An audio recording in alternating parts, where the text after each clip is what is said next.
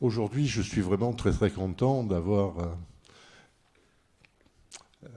invité Robert Guédiguian et Christophe Kantchev. C'est un grand bonheur. C'est la deuxième fois que Robert Guédiguian et Christophe Kantchev répondent positivement à mes invitations. Alors c'est vrai que je ne les sollicite pas toutes les 5 minutes, mais je trouve que c'est important de porter la parole de Marseillais, même s'il y a un Parisien dans l'équipe. Mais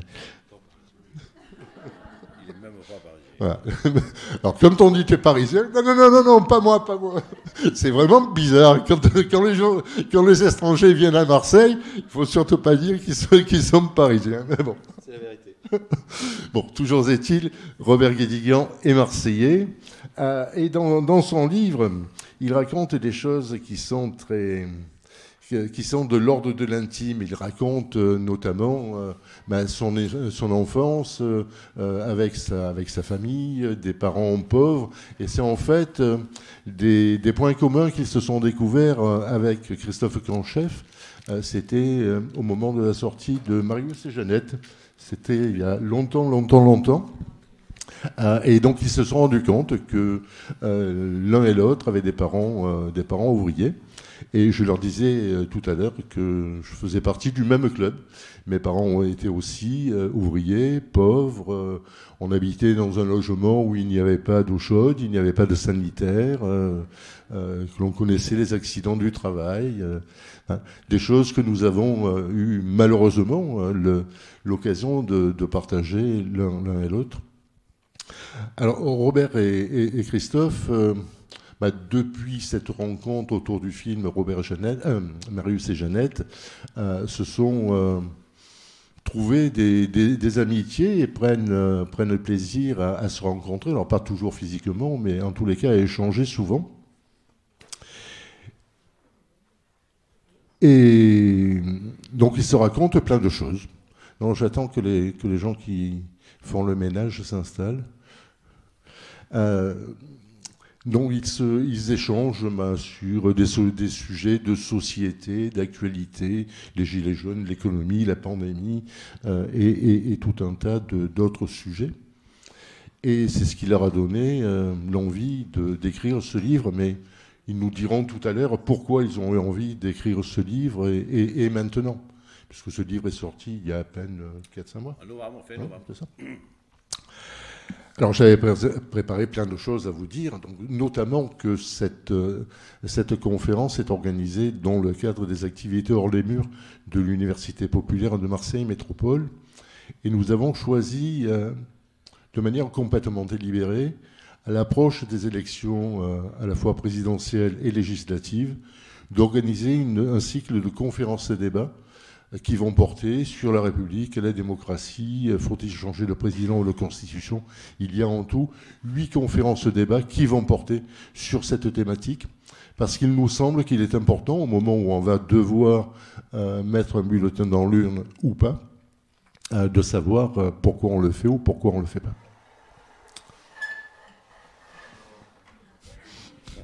Je croyais que c'était un fantôme. Alors, Robert Guédiguian, vous le connaissez, il est cinéaste et producteur. Christophe Kantchev est rédacteur en chef adjoint de l'hebdomadaire Politis. Il est également critique de cinéma et critique littéraire. Donc, je vous ai déjà raconté que ce livre est la transcription des échanges que vous avez eus. Mais pourquoi avez-vous eu envie d'écrire ce livre ? Bon, Joker. Question suivante. C'est ça. Non, c'est vrai que, vous savez, le Covid n'y est pas pour rien, l'éditeur n'y est pas pour rien, Christophe n'y est pas pour rien. C'est parce qu'on en parlait déjà il y a 5-6 ans, en fait, non avec, je crois, avec Henri Trubert, qui est le patron, en fait, de la maison d'édition Les Liens qui Libèrent, qui publie beaucoup d'essais, de livres politiques, économiques, beaucoup, anthropologiques même, etc. Bon. Et peut-être, quand elle étincelle, c'est peut-être lui en premier qui a contacté Christophe pour lui demander s'il n'y avait pas un désir de faire un livre un petit peu plus directement politique, puisque à travers tous les interviews sur les films et Et certaines prises de position comme ça, il apparaissait qu'éventuellement je pourrais dire quelque chose qui soit extra-cinématographique et directement politique. Enfin bon, qui est une espèce de... mais qui serait un prolongement en fait des films. Donc moi j'avais dit non. Oui, parce qu'il s'agissait à ce moment-là, en fait, Henri Trubert cherchait des figures du monde culturel qui pourraient prendre la parole dans un livre sur le plan politique. Et finalement, on n'en trouve pas tant que ça.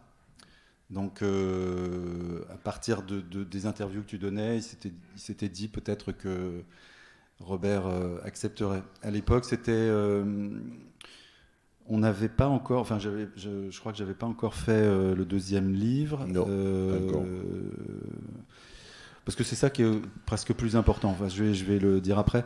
Et donc il s'agissait de faire un livre directement écrit par Robert tout seul, ce qui mobilisait beaucoup de son temps, ça nécessitait d'arrêter un peu de tourner, d'être vraiment dans le cinéma et d'arrêter d'une certaine façon le cinéma pour être vraiment dans un livre pendant presque enfin plus d'un an, ça c'était certain. Donc là, tu as décliné. Je t'avais fait la proposition, en fait j'avais fait le go-between là, mais je savais que tu allais me dire non. Mais c'est vrai que ça nous a donné une petite idée quand même. On s'est dit que ça pouvait intéresser un éditeur. Et pas n'importe quel éditeur, c'est pas un éditeur de cinéma justement, c'est un éditeur de sciences humaines. Mais surtout, moi le plus important, à mes yeux, c'est le cheminement qu'on a fait ensemble. Et nous, on s'est connus par le cinéma de Robert. Et pour moi, il n'y avait pas de court-circuit possible. C'est d'abord par les œuvres, enfin là, je parle pour moi. C'est d'abord par les œuvres que je pouvais approcher Robert, quoi. C'est-à-dire, il fallait que je sois un amateur, plus qu'un amateur de son cinéma, avec des raisons bien précises, pour que j'aille vers lui. Il se trouve que l'amitié s'est mêlée à ça, mais elle aurait pu ne pas avoir lieu. Il y a des cinéastes que je connais pas, alors que j'aime énormément leur œuvre. Et de fil en aiguille, précisément parce que ces livres, les 2 livres sur son œuvre ont été faits par le premier moi tout seul, le deuxième, on avait déjà intégré la parole de Robert dedans, et tout un entretien qui était à la fois artistique, mais aussi sur ta formation, et une partie politique. Et finalement, c'était l'aboutissement de ce parcours, de faire ce livre.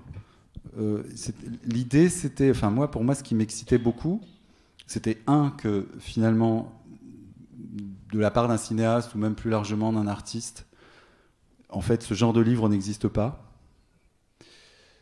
Des artistes qui prennent directement la parole sur le plan politique, j'en connais très très peu. Et la deuxième chose, c'était ce qui m'excitait beaucoup, c'était, comme on avait beaucoup parlé de la manière de transmettre de la politique à travers du cinéma, comment on arriverait, et Robert en particulier, puisque c'est la voix de Robert qui est portée, comment on arriverait à faire porter, à ce que la voix de Robert porte directement sur le plan politique. Comment le livre se construirait? Eh ben, on va y venir. Le premier chapitre, c'est une vie d'engagement.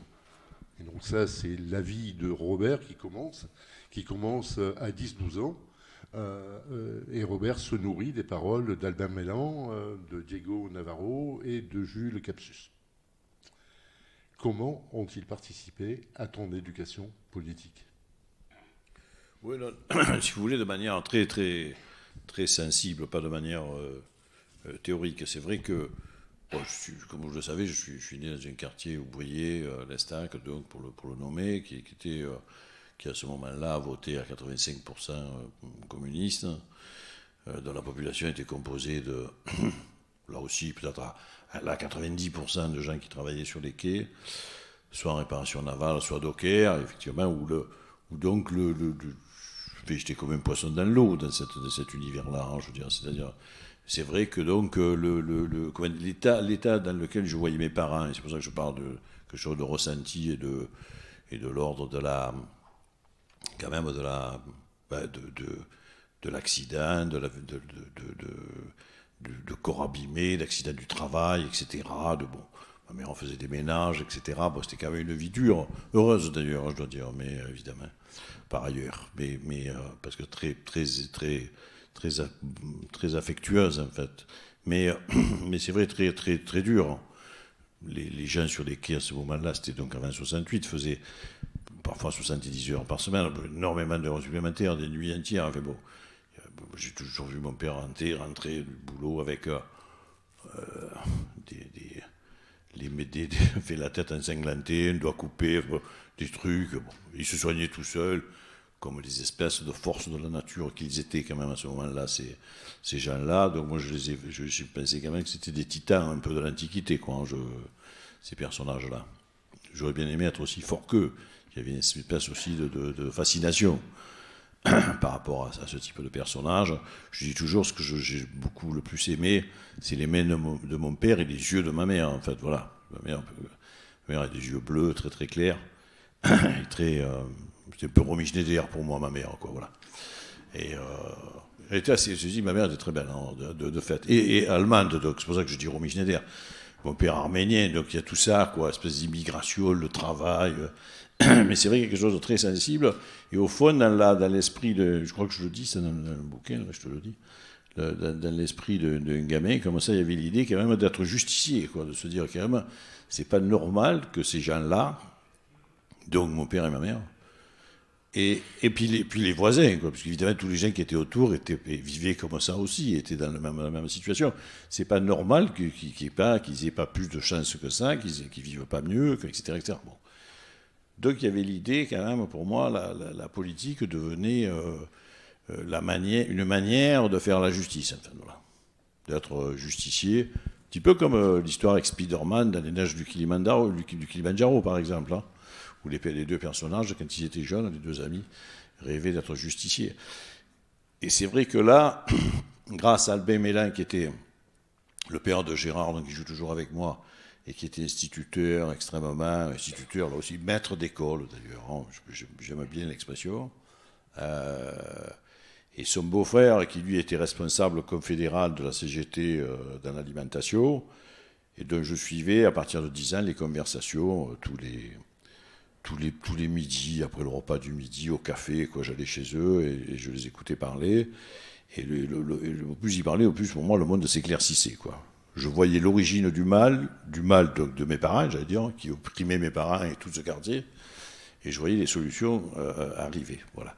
À travers, voilà comment je suis devenu communiste, donc de manière très évidente, naturelle, mais je veux dire, sensible et théorique à la fois, pour rester d'un peu ce qu'on était en train de dire, quoi. Les deux choses étaient tout à fait liées, elles le sont toujours d'ailleurs, et je crois que ça a été...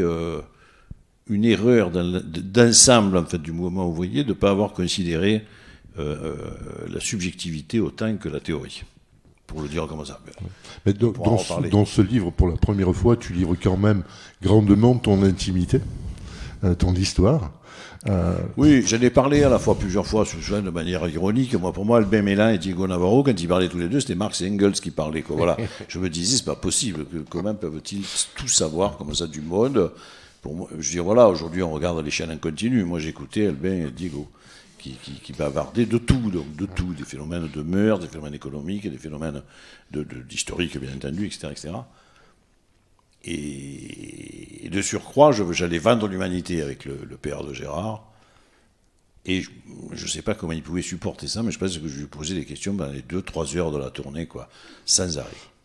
Tu étais ce qu'on appelle une viole. Voilà.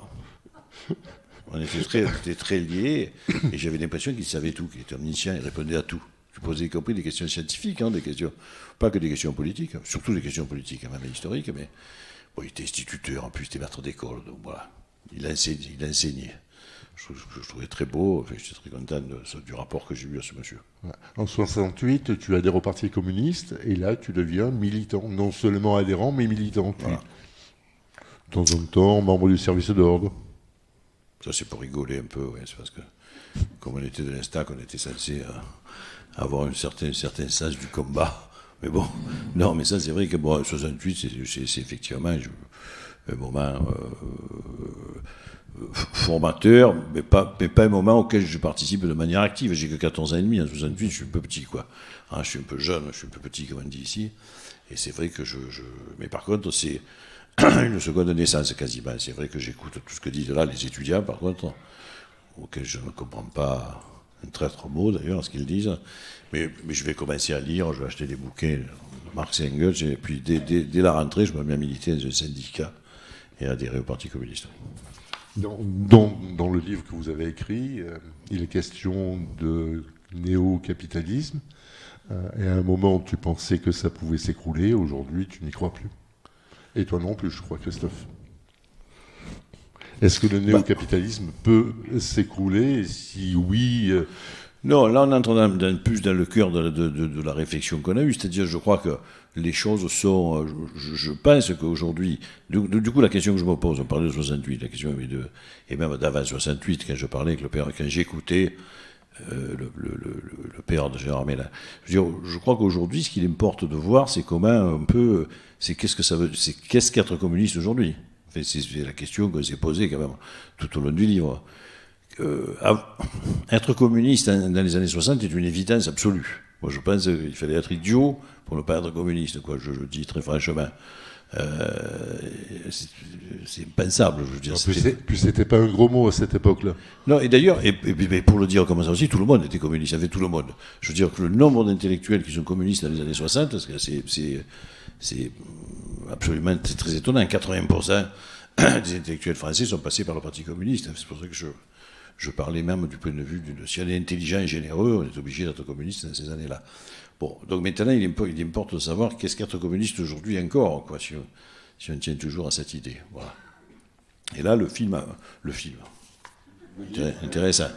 Le livre apporte quelques, comme ça, éléments de réflexion d'ailleurs, surtout pas des solutions, mais c'est vrai que je crois que j'ai essayé de m'intéresser dans le livre au communisme déjà là, voilà. C'est-à-dire, puisqu'à l'intérieur de ce que tu viens d'appeler le néo-capitalisme, mais bon, oui, on peut l'appeler comme ça. Le capitalisme d'aujourd'hui, disons, quoi. Il n'est peut-être pas très néo. Et du capitalisme, oui, financier, mais bon, tu vois, comme on en parlait déjà en 1920, bon, du capitalisme, quoi, voilà. Du capitalisme contemporain, au fond. Du capitalisme comme il est aujourd'hui. Et le capitalisme comme il est aujourd'hui contient des éléments de communisme. Je pense très profondément ça. Et ce qui m'intéresse, c'est de voir ce qu'il y a de communisme déjà présent à l'intérieur de nos sociétés capitalistes, occidentales, etc. etc. Voilà. Et aussi, ça ne suffit pas. Il y a cet axe-là pour être très concret et pratique, et puis il y a un autre axe plus intime et plus subjectif. Je crois que être communiste, c'est effectivement essayer de créer du communisme autour de soi. C'est-à-dire, c'est devenu pour moi un principe moral plus qu'une idée téléologique, comme on dit, où il y aurait une fin, un aboutissement de la crise du capitalisme qui conduirait fatalement à un autre état des choses, à une autre formation sociale qui s'appellerait le socialisme, ensuite le communisme, etc. Bon, ce qui était la conception, on va dire, du 19e siècle. Je crois que aujourd'hui, pour moi, être communiste est plus une affaire de morale, en fait, comme un impératif catégorique. Je dis, on peut se poser la question dans chaque acte de qu'est-ce qui guide notre action. On peut se poser la question de chaque fois qu'on intervient dans un domaine d'ailleurs personnel comme dans un domaine collectif. On peut se demander si effectivement ça a quelque chose à voir avec cette morale-là, si on crée du commun autour de soi. Voilà. Si on va, c'est plus de cette manière-là, donc en termes personnels, que j'essaie de rester communiste aujourd'hui. D'une certaine façon, son communisme à Robert s'est transformé en même temps que l'époque. C'est-à-dire qu'en fait, il appelle ça communiste, mais on pourrait l'appeler autrement, alors que dans les années 60, on ne pouvait pas appeler ça autrement. C'est ce pragmatisme-là, c'est-à-dire aller chercher dans le capitalisme d'aujourd'hui tel qu'il se développe ou se rétracte, quand il s'agit de la pandémie par exemple, d'aller chercher où il y a des traces de communisme qui m'intéresse parce que c'est du pragmatisme qui est soutenu par un socle très fort théorique. Moi, j'ai été étonné pendant toute l'élaboration du livre par et ça aussi, je connais pas de cinéaste, je connais pas d'équivalent là pour le coup. Par à la fois cette culture théorique chez Robert, et aussi cette curiosité pour les sciences humaines, une curiosité qui va jusqu'à aujourd'hui. C'est pas une culture qui s'est arrêtée dans les années 70. Et en même temps, là, ce que tu viens de dire, c'est quelque chose de très très contemporain et qui n'a rien à voir, enfin qui n'est pas spécifique aux communistes, en tout cas aujourd'hui. C'est d'aller chercher, là je pense aux jeunes générations, hein, qui vont pas se revendiquer comme communistes. Moi-même, d'ailleurs, je ne me revendique jamais comme communiste. Ça, je sais bien, ouais. Ouais, ouais. Il y a beaucoup de choses qui nous séparent, d'ailleurs. Mais cette quête, elle est très partagée par ceux qui essayent, non pas effectivement d'abattre le capitalisme, mais d'essayer de le subvertir, parce que d'une certaine façon, c'est ça. Oui, absolument. Alors, par exemple, c'est vrai que je parlais l'autre jour avec quelqu'un ici avec lequel on va essayer de créer une école de création, une école de création numérique, en fait. On va essayer de la fonder. Ce quelqu'un a déjà créé une école de codage, enfin, numérique, voilà. Et c'est vrai qu'en fait, c'est un entrepreneur, on bavarde, c'est quelqu'un qui, effectivement, il y a beaucoup de gens comme ça, qui, effectivement, a laissé tomber ses activités précédentes, effectivement, et qui met tout son acharnement, tout son travail, tout son enthousiasme, et sans vouloir gagner d'argent, effectivement, et qui a monté, que comme ça, pour une sorte de formation permanente en numérique. Il a fait ça tout seul, donc il a créé une entreprise, je ne sais pas comment dire, c'est philanthropique, si on ne dit pas, voilà. Et en ce marrant, parce que je le connais depuis pas longtemps, je le connais depuis quelques mois, depuis qu'on nous a mis en contact pour fonder, éventuellement, j'espère qu'on va y arriver, cette école de création numérique. Il me dit, tu sais, moi je suis pas comme toi, je suis libéral, etc. Mais je lui dis, mais non, tu es communiste. Hein. Mais tu es communiste sans le savoir. C'est-à-dire, tu vois, c'est M. Jourdain. Excuse-moi, ce que tu fais, tu fabriques autour de toi du collectif, d'ailleurs, tu ne te salaries même pas, ou à peine, je veux dire, en tout cas, depuis 3 ans, il n'a pas dégagé un salaire pour lui. Ça veut dire qu'il avait, auparavant, dans une vie intérieure, quand même, je ne dis pas à plaindre, mais il a quand même philosophiquement une philosophie tout à fait altruiste, philanthropique. Si on ne veut pas dire communiste, il faut trouver des mots de ce type-là. Puisqu'il fabrique quelque chose, je sais si ça s'appelle créer du collectif. Pour moi, ça s'appelle créer ce que j'appelle par ailleurs un moment communiste, parce que ça peut ne pas durer. Et au fond, ça aussi, c'est une chose qui a changé. C'est-à-dire que pour moi, peu importe que cela ne dure pas, en fait. Voilà. Je crois qu'il ne faut pas considérer que les choses, d'abord, en général, les choses ne sont pas faites pour durer, et du coup, il faut considérer avec exaltation et enthousiasme tous les moments qui existent, et qui sont des moments de réussite individuelle et collective, donc qui sont ce que j'appelle des moments communistes. Si un jour, ce lieu, voilà un entrepreneur, par exemple, contemporain, jeune, qui crée pour moi du communisme. Mais effectivement, surtout, il dit le contraire de ça. Il dit surtout pas qu'il est communiste. Mais comme des tas de gens autour de nous qui montent des choses, en fait, on peut parler évidemment vous connaissez comme moi certains squats, zones à défendre, enfin, comme on dit aujourd'hui, où c'est bourré d'associations, de gens qui partout, en fait, font des choses, effectivement, mais qui, effectivement, ne se disent pas une seconde communisme. C'est pas leur communisme, c'est pas leur culture, c'est pas leur histoire. Ils sont beaucoup plus jeunes que moi. Mais pour ma part, je continue à définir cela comme du communisme. Et je continue à traquer ce type de moments, d'espace et de temps pour, comme je le disais, trouver dans le capitalisme contemporain ce qu'il contient le communisme déjà présent. Ça a aussi l'idée que ce sont des moments donc, qui peuvent péricliter. Ça m'a beaucoup plu parce que, d'une certaine façon, on est passé des années 60 avec un communisme réifié, enfin considéré comme une chose, quelque chose d'extrêmement dogmatique et donc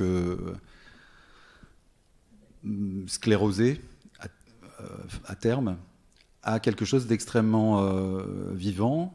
Et on ne peut être vivant que quand on a le sentiment de notre propre finitude. Donc là aussi, c'est très contemporain parce que notre propre finitude, ça va avec peut-être la guerre nucléaire qui menace, mais surtout la fin par le dérèglement climatique. Là. Et c'est ça aussi, ça résonne, quel que soit le terme utilisé, finalement, communisme, moi, ça me parle beaucoup moins. Mais en revanche, tout ce qui va derrière ce mot me parle énormément. Et c'est ça que je trouve que j'ai trouvé toujours très excitant, très stimulant. C'est qu'à chaque fois que Robert apportait un éclaircissement, un éclairage sur ce qu'il appelait communisme, c'est toujours, enfin, je dis à l'imparfait parce que le livre on l'a terminé, mais les idées sont toujours là et vivantes, et c'est précisément quelque chose de toujours de transforme en perpétuelle transformation, en perpétuel mouvement. Et c'est pas changer d'avis, hein, c'est pas ça du tout. C'est avoir une grille de lecture, disons, mais qui vient toujours s'enrichir avec les événements et avec les réflexions nouvelles, les livres nouveaux. Tout à fait récemment, dans le cadre de l'épidémie de Covid, on a eu plein de mouvements spontanés de collecte de produits sanitaires et de produits alimentaires, à tel point que les collectifs qui étaient pour la plupart organisés par des instituteurs, des institutrices, étaient débordés de marchandises à distribuer. Parce que ça n'est pas leur métier. Leur métier, c'est de faire l'éducation des enfants, de faire de l'enseignement et pas de faire de la distribution de colis. Et puis on a observé aussi quelque chose qui était assez effrayant, c'est que les familles n'osaient pas venir demander. Donc ces enseignants appelaient les mamans pour leur proposer de venir chercher un colis alimentaire ou des produits sanitaires. Et on a vu aussi un peu avant ce qu'on peut aussi appeler des mouvements spontanés communistes, qui étaient les mouvements des Gilets jaunes. Moi, j'ai le sentiment. Mais moi, je trouve que c'est.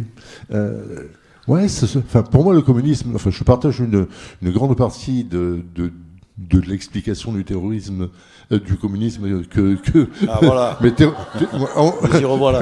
Voilà la langue qui fourche. Mais moi, je crois que le communisme, c'est lorsqu'on a envie de partager. C'est sûr que dans les. Alors après que ces mouvements aient pris des tournures pas forcément sympathiques, qu'il y a eu de la casse, mais dans ces mouvements, je considère que la casse, c'est juste normal. Parce que s'il y a eu autant de violence, c'était pas forcément seulement du fait des manifestants. C'est pas. Oui, vas-y Robert. Il n'y a pas eu tant de violence que ça. Il y a eu quelques yeux arrachés. Non, bien sûr, mais plutôt du côté. Les violences policières, je considère qu'elles ont été absolument énormes. Les violences policières, oui.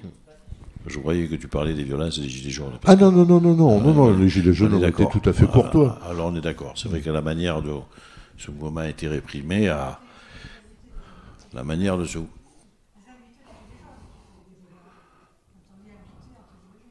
Oui, c'est ça. Ah oui. C'est ça. Oui, tout à fait. Oui, mais dans tous les mouvements, dans toutes les manifs, il y a des perturbateurs qui ne viennent que pour perturber. Oui, voilà. Donc ça a toujours existé. C'est pas non plus. C'est pas parce qu'il y a deux vitres cassées qu'il faut effectivement crever les yeux aux gens, les charger, etc., etc. C'est pour ça que je disais la violence en fait du mouvement des Gilets jaunes. C'est ça que je voulais dire, bien sûr. Il n'a pas été si violent que ça, quoi. Voilà.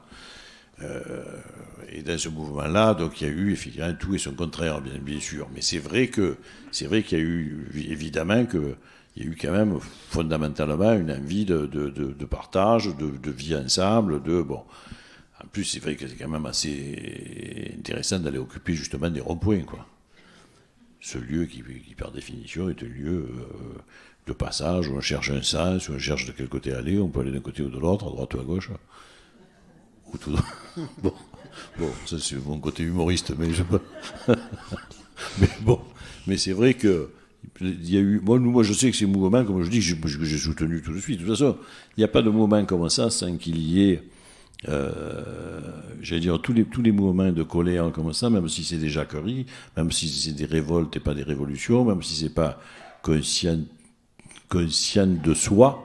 Je veux dire, c'est parce que quelque chose de fort ne va pas. Donc ils sont tous nécessaires et ils sont toujours justes, en fait. Voilà.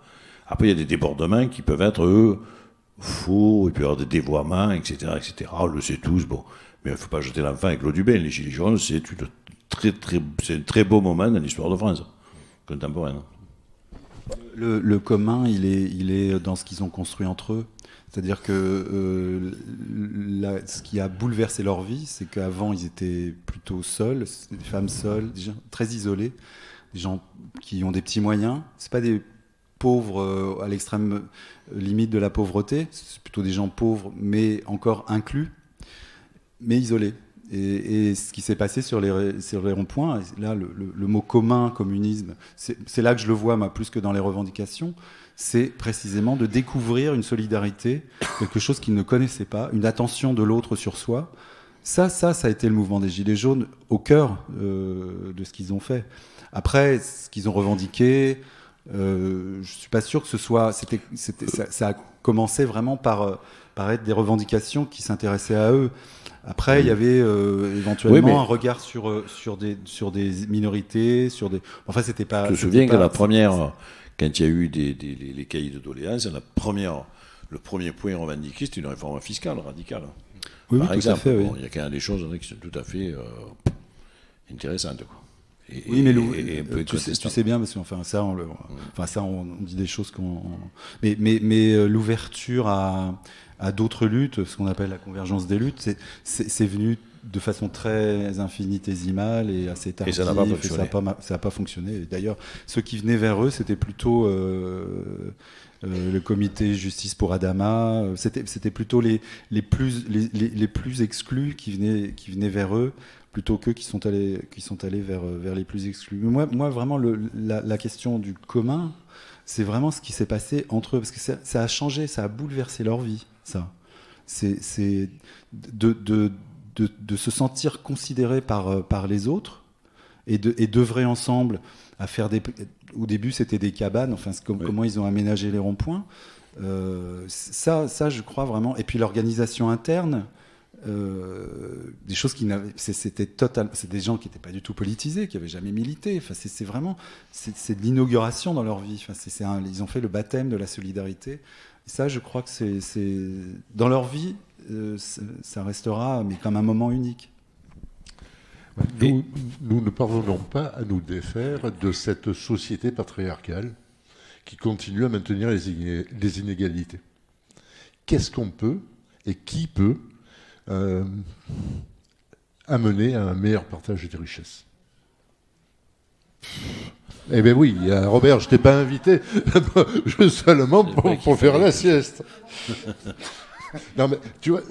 Il veut que je bosse. Non, mais c'est pas. Moi, j'ai quand même lu ton bouquin. Tous les moyens sont bons, en fait. Par exemple, moi, ce que j'aime beaucoup, par exemple, dans ce qui s'est passé avec les Gilets jaunes, c'est que ça a recréé, en fait, un effroi chez les bourgeois. Voilà, par exemple. Ça, c'est une très bonne chose.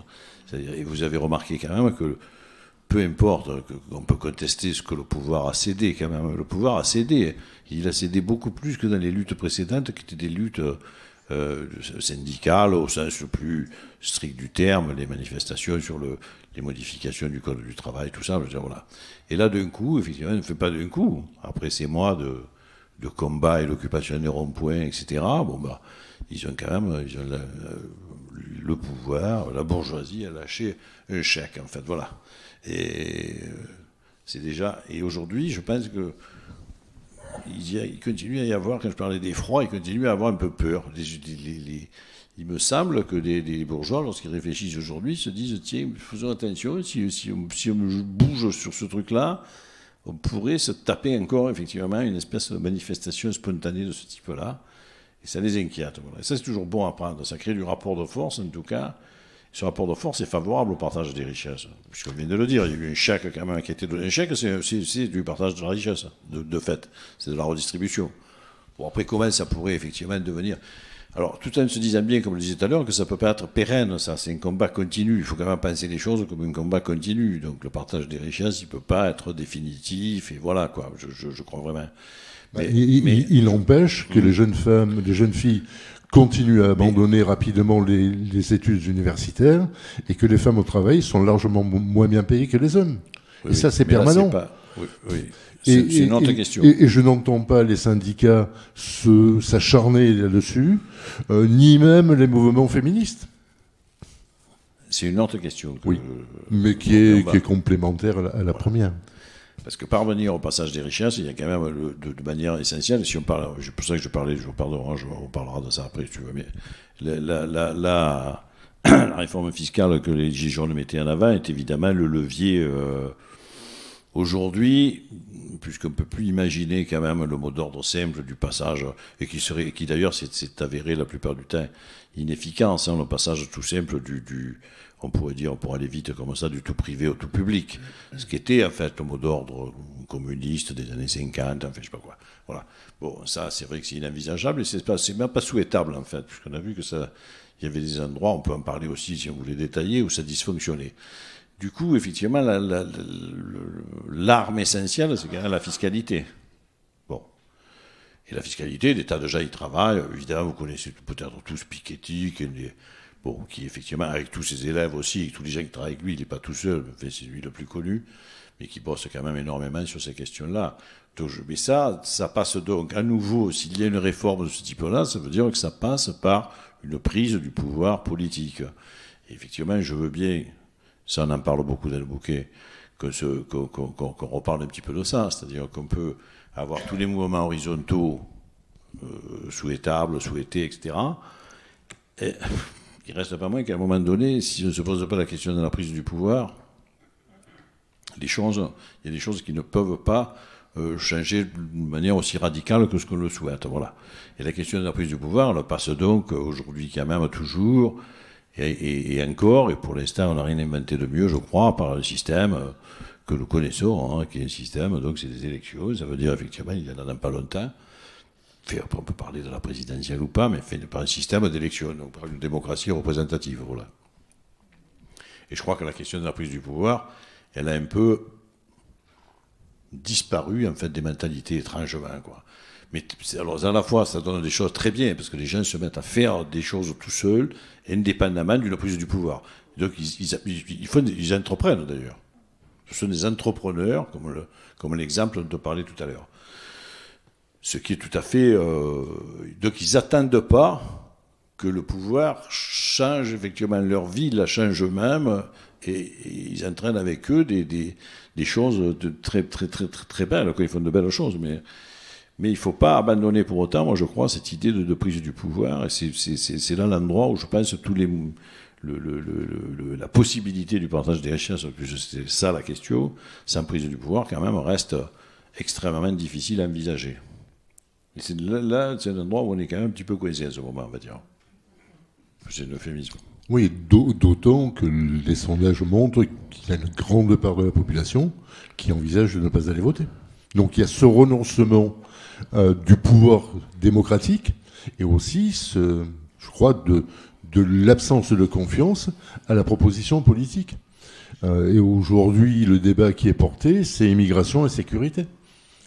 Moi, je n'ai pas encore entendu parler de manière forte d'égalité, de partage.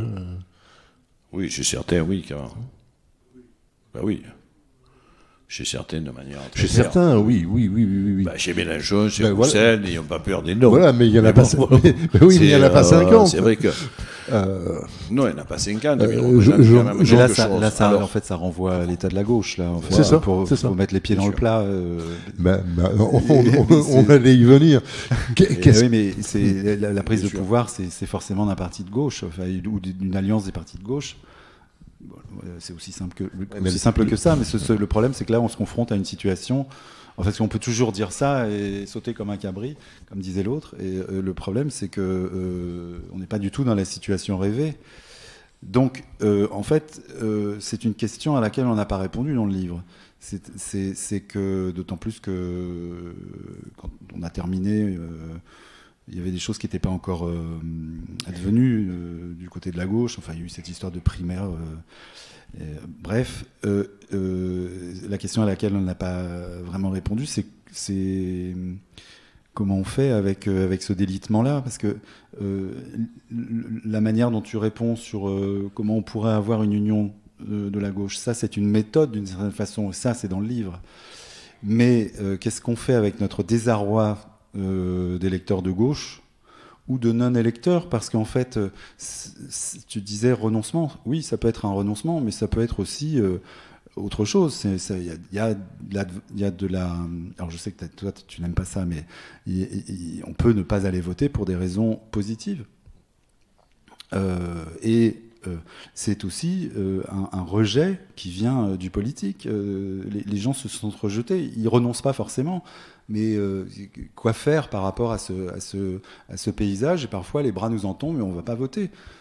Donc voilà, c'est ça la question là. Qu'est-ce qu'on fait avec du désarroi? En fait, on a du mal à faire quelque chose avec son désarroi. Ouais, mais les usines étaient le creuset des syndicats et des partis politiques de gauche. C'est là où les gens se rencontraient, c'est là où les gens se disputaient.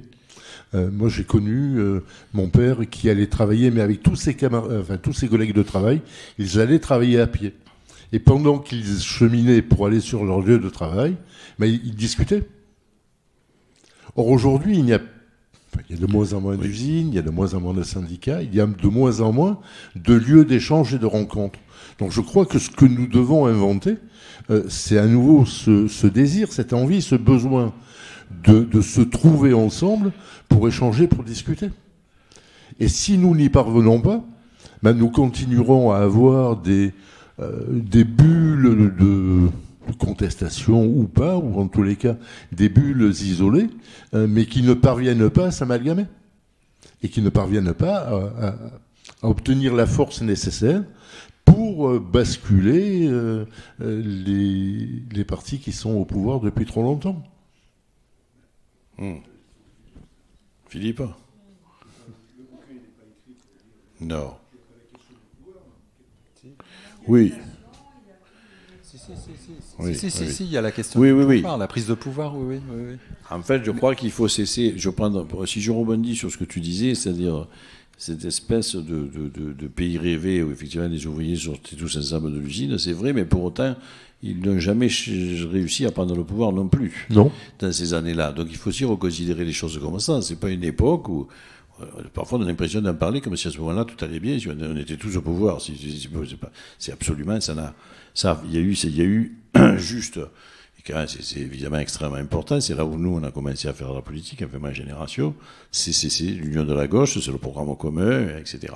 Donc je crois qu'il y a toute une idée du monde, une conception du monde, ce que j'appelle le congrès de Tours à l'envers, un nouveau rapport entre réformisme et révolution qui est à inventer. Je ne sais pas si les générations anciennes qui sont toujours, qui dirigent aujourd'hui les différents partis de gauche sont effectivement à même de le mener ce combat-là, au fond. Je crois qu'effectivement les réflexes qui continuent à exister de partis, de partisans au sens strict du terme, sont des réflexes. Sont des réflexes qui sont de notre temps, quoi. Voilà. Je pense vraiment que, au fond, je crois que si les choses changent, c'est lorsque une nouvelle génération se remettra à travailler, à fabriquer des partis, et peut-être en ayant oublié, ou du moins assimilé de manière critique, comme on disait auparavant, que c'est un assez beau terme, je trouve, le siècle qui aura passé. Voilà. Et je crois que la question du congrès de Tours ne se pose pas pour quelqu'un qui a 20 ans aujourd'hui. Je ne sais pas s'il y a quelqu'un qui a 20 ans, mais il ne sait peut-être même pas ce que c'est le congrès de Tours. Voilà. Mais bon, ça a marqué juste la division du monde entier entre socialistes et communistes, entre radicaux et réformistes, voilà. Et grosso modo, dans le monde entier, enfin, dans tous les cas, dans le monde occidental, dans son intégrité. Donc c'est vrai que je crois plus à un changement générationnel aujourd'hui par rapport à ça, parce que vraiment, je désespère trop de ma génération, on va dire. Voilà. Pour ma part, je sais que je m'échine à hurler dans le désert depuis, en tout cas depuis au moins 20 ans, unissez-vous, unissez-vous, unissez-vous, ça sert mais strictement à rien, quoi. Je veux dire, tous mes cris n'ont pas porté. Pas porté, quoi, voilà. Bon. Et je continue à trouver ça tout à fait navrant, mais et en plus en disant, bon, en tenant ce discours-là, en plus, pourquoi je dis qu'il faudrait une nouvelle génération, voire une génération spontanée, ça serait génial, qui n'est pas d'histoire. Voilà. On repart sans histoire. Parce que le rapport à l'histoire aussi est très agaçant, c'est-à-dire on ne peut pas parler de ça sans que quelqu'un renvoie à l'autre ce qu'il a fait l'année d'avant, 2 ans avant, 5 ans avant, 8 ans avant, 10 ans avant, parce que c'est que des vieux, donc ça fait longtemps qu'ils sont là. Donc effectivement, il dit, mais enfin, en 1933, tu avais dit ça. Je dis, oui, j'avais dit ça, d'accord, je t'ai trompé, tu vois. Donc on dit, voilà. Alors machin a dit ça, truc a dit ça, surtout en 1933. Bon. Donc, une espèce de discours, c'est quand même insupportable. Même effectivement, regardez ce qui se passe effectivement là aujourd'hui, dans la gauche aujourd'hui, dans ce qu'il en reste. Je veux dire, c'est quand même tout à fait ridicule. Les uns et les autres, pour gagner des points, utilisent des petits arguments, des petits traits comme ça, des petites idées. C'est pas des idées, des petites piques quoi, pour chercher à gratter un petit peu d'électorat. Bon, c'est absurde, c'est quand même à se foutre en l'air. Mais ils sont tous pareils d'ailleurs, ils sont tous dans le même sac, c'est-à-dire qu'à ce moment-là, dans ce cas-là, on se dit qu'effectivement il faut tous les éliminer et qu'il y ait de nouveaux partis. Je rêve d'un nouveau parti, voilà, qui repartent de zéro et qui refabriquent effectivement, qui se remettent d'accord sur un programme qui serait commun à ce parti-là, mais de nouvelles, je ne sais pas, appelons-le comme on veut d'ailleurs, on peut appeler ça une nouvelle forme, un nouveau parti, pourquoi pas parti. Qui aurait travaillé... Mais laissons tomber tous les autres partis, j'en ai rien à foutre, qu'ils meurent tous, voilà. Voilà mon point de vue aujourd'hui.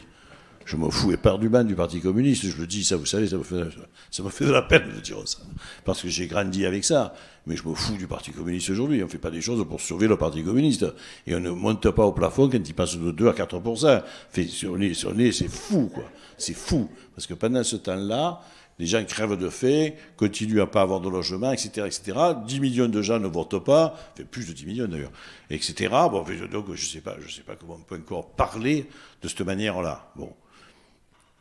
Pareil pour Jadot et Hidalgo, ils sont tous séglés, quoi. Mais c'est incompréhensible. Je comprends parfaitement que le désarroi, il est tout à fait... Là, le peuple, pour le coup, est intelligent. Je veux dire, il se dit, je ne voterai pas pour ces gens-là, je n'irai pas, ils ne me défendent pas, ils me défendent mal, ils se préoccupent. Et ce n'est pas une affaire d'égo. Il ne faut pas... Pardon ? Oui, bien sûr, dans un second temps. Mais si vous voulez, c'est pas, il y a quelque chose de profond donc à voir avec l'histoire et la sociologie. C'est pas quelque chose, il ne suffit pas de dire que c'est une lutte d'ego. C'est pas, bon, évidemment, le système présidentiel est à balayer aussi, c'est sûr. Aujourd'hui, c'est une certitude, ça aussi, je sais pas comment on peut penser que le système présidentiel a des qualités. Bon. Et c'est pareil, vous imaginez que le discours là-dessus reste, on dit, mais souvenez-vous, la 4ème République était instable. Il faut quand même être fou pour dire ça aussi, quoi. C'est-à-dire, on pourrait dire, Vercingétorix a été battu à Alésia. Oui, et alors mais aujourd'hui, tu vois, et alors, il était moins fort. Oui, c'est ça, bien sûr. C'est très simple l'explication. Donc vivent les gens qui se foutent de tout ça et qui fabriquent du communisme, comme je dis, en faisant des entreprises toutes les 5 minutes, et ça existe. Donc il y a de la positivité partout, il y a de l'enthousiasme, il y a des gens qui fabriquent des choses et qui inventent de nouvelles formes, voilà. Mais ces nouvelles formes, elles se heurtent à une chose quand même qui est la prise du pouvoir, et la prise du pouvoir reste une chose déterminante, parce qu'on peut créer des nouvelles formes tant qu'on veut. Il y a un endroit où ces nouvelles formes, elles se heurtent d'ailleurs à une décision prise à l'échelle européenne, à l'échelle internationale, etc., etc. Et d'un coup, elles se retrouvent bien emmerdées dans notre révolution locale parce qu'elle est oblitérée par une décision qui n'appartient pas du tout au local. Donc c'est vrai qu'il faut se préoccuper du pouvoir. Voilà. Et c'est vrai que le pouvoir, je veux dire, comme je l'ai dit tout à l'heure, sans démocratie représentative, pour l'instant, je ne vois pas d'autre moyen que ça. Enfin, je ne sais pas si le monde en a inventé, en tout cas, moi, je ne connais pas. Je ne sais pas. Et du coup, ça nous renvoie, c'est pour ça que je parlais de... Mais je cherche, un nouveau parti, j'imagine que tous ces jeunes gens dont je parle, un jour créer un nouveau parti, où une fois pour toutes, on arrête avec cette querelle, et qui se retrouve au niveau national, qui se retrouve au niveau local, c'est absurde, quoi. J'ai une petite scène comme ça dans le prochain film. Où les gens se disputent. En même temps, les gauches irréconciliables, c'est vrai, dans la mesure où une partie de ces gauches n'est plus à gauche. Alors pour moi, c'est pas, si tu veux, c'est vrai et pas vrai. Attends, parce que j'ai un tout petit peu de temps de parole, là. Je m'étais réchauffé. Je voudrais dire un truc depuis un moment. Mais là, c'est parce que tu dis ça, mais c'est les gauches irréconciliables. Quand Manuel Valls nous dit ça, moi, j'ai pas envie de me réconcilier avec Manuel Valls parce que c'est le printemps républicain. Il n'est pas à gauche. Bah oui, mais c'est ce que je viens de dire. Tu vois, on est d'accord. On est d'accord. Mais en fait, ils ont répété avant de venir. Oui. Mais ce que je voulais dire, c'était que, en fait, imaginons ce nouveau parti dont tu parles avec une génération. Il faudrait qu'elle ait cette génération ou ces nouveaux partis ou ce nouveau parti singulièrement réfléchi au rapport aux classes populaires. Parce que on voit bien que c'est une question centrale dans le vote et dans les partis, dans certains partis de gauche. La plupart le parti qui a récupéré une partie du vote des classes populaires, c'est le Front National. 2, l'autre parti est allé, enfin l'autre ensemble de la classe populaire s'est réfugié dans l'abstention. Roussel, on a l'impression qu'il a regardé les recettes du Front National pour se calquer dessus et courir derrière. Il pense que c'est la meilleure solution pour faire revenir les classes populaires. Donc il est complètement réac sur plein de points. Et 4, la France Insoumise se rend compte qu'elle est sociologiquement constituée d'une classe moyenne intellectuelle, beaucoup, les profs, mais qu'elle n'a pas tellement de lien avec les classes populaires, d'où toute la campagne de la France Insoumise actuellement, qui est tournée contre l'abstention et vers... Mélenchon porte ça, mais c'est surtout la France Insoumise. Là, depuis 6 mois, ils essaient de faire le lien avec les cités, avec les campagnes, avec les classes populaires. Ça me semble être un élément central de s'il fallait réinventer quelque chose, si un nouveau parti de gauche serait inventé, ce serait d'avoir refait le lien avec les classes populaires, parce que c'est ce qui manque en fait à la gauche, et c'est ça qui est terrible, c'est que ce qui manque à la gauche, enfin à la gauche partisane, enfin à la gauche des partis, c'est le lien avec les classes populaires. César et Matina l'explique bien. Il dit qu'en fait ces classes populaires se sont adressées aux politiques parce qu'il y avait besoin d'un logement, d'un appartement, d'un emploi, des petites choses que le politique pouvait accorder il y a quelques années. Et puis ces personnes-là, ces familles-là, ont changé de classe sociale. Et aujourd'hui, ces mêmes personnes craignent que d'autres familles plus pauvres viennent s'approprier ce qu'elles ont acquis. Et notamment, ne supportent pas que leurs enfants fréquentent les mêmes classes qui sont fréquentées par des migrants ou par des sans-abri. C'est bien ça la réalité. Et aller chercher ces gens-là pour leur expliquer qu'il faut qu'ils reviennent à la raison, que le Front National, les idées extrémistes ne sont pas celles qui vont pouvoir les amener à vivre mieux, c'est pour moi aujourd'hui complètement impossible.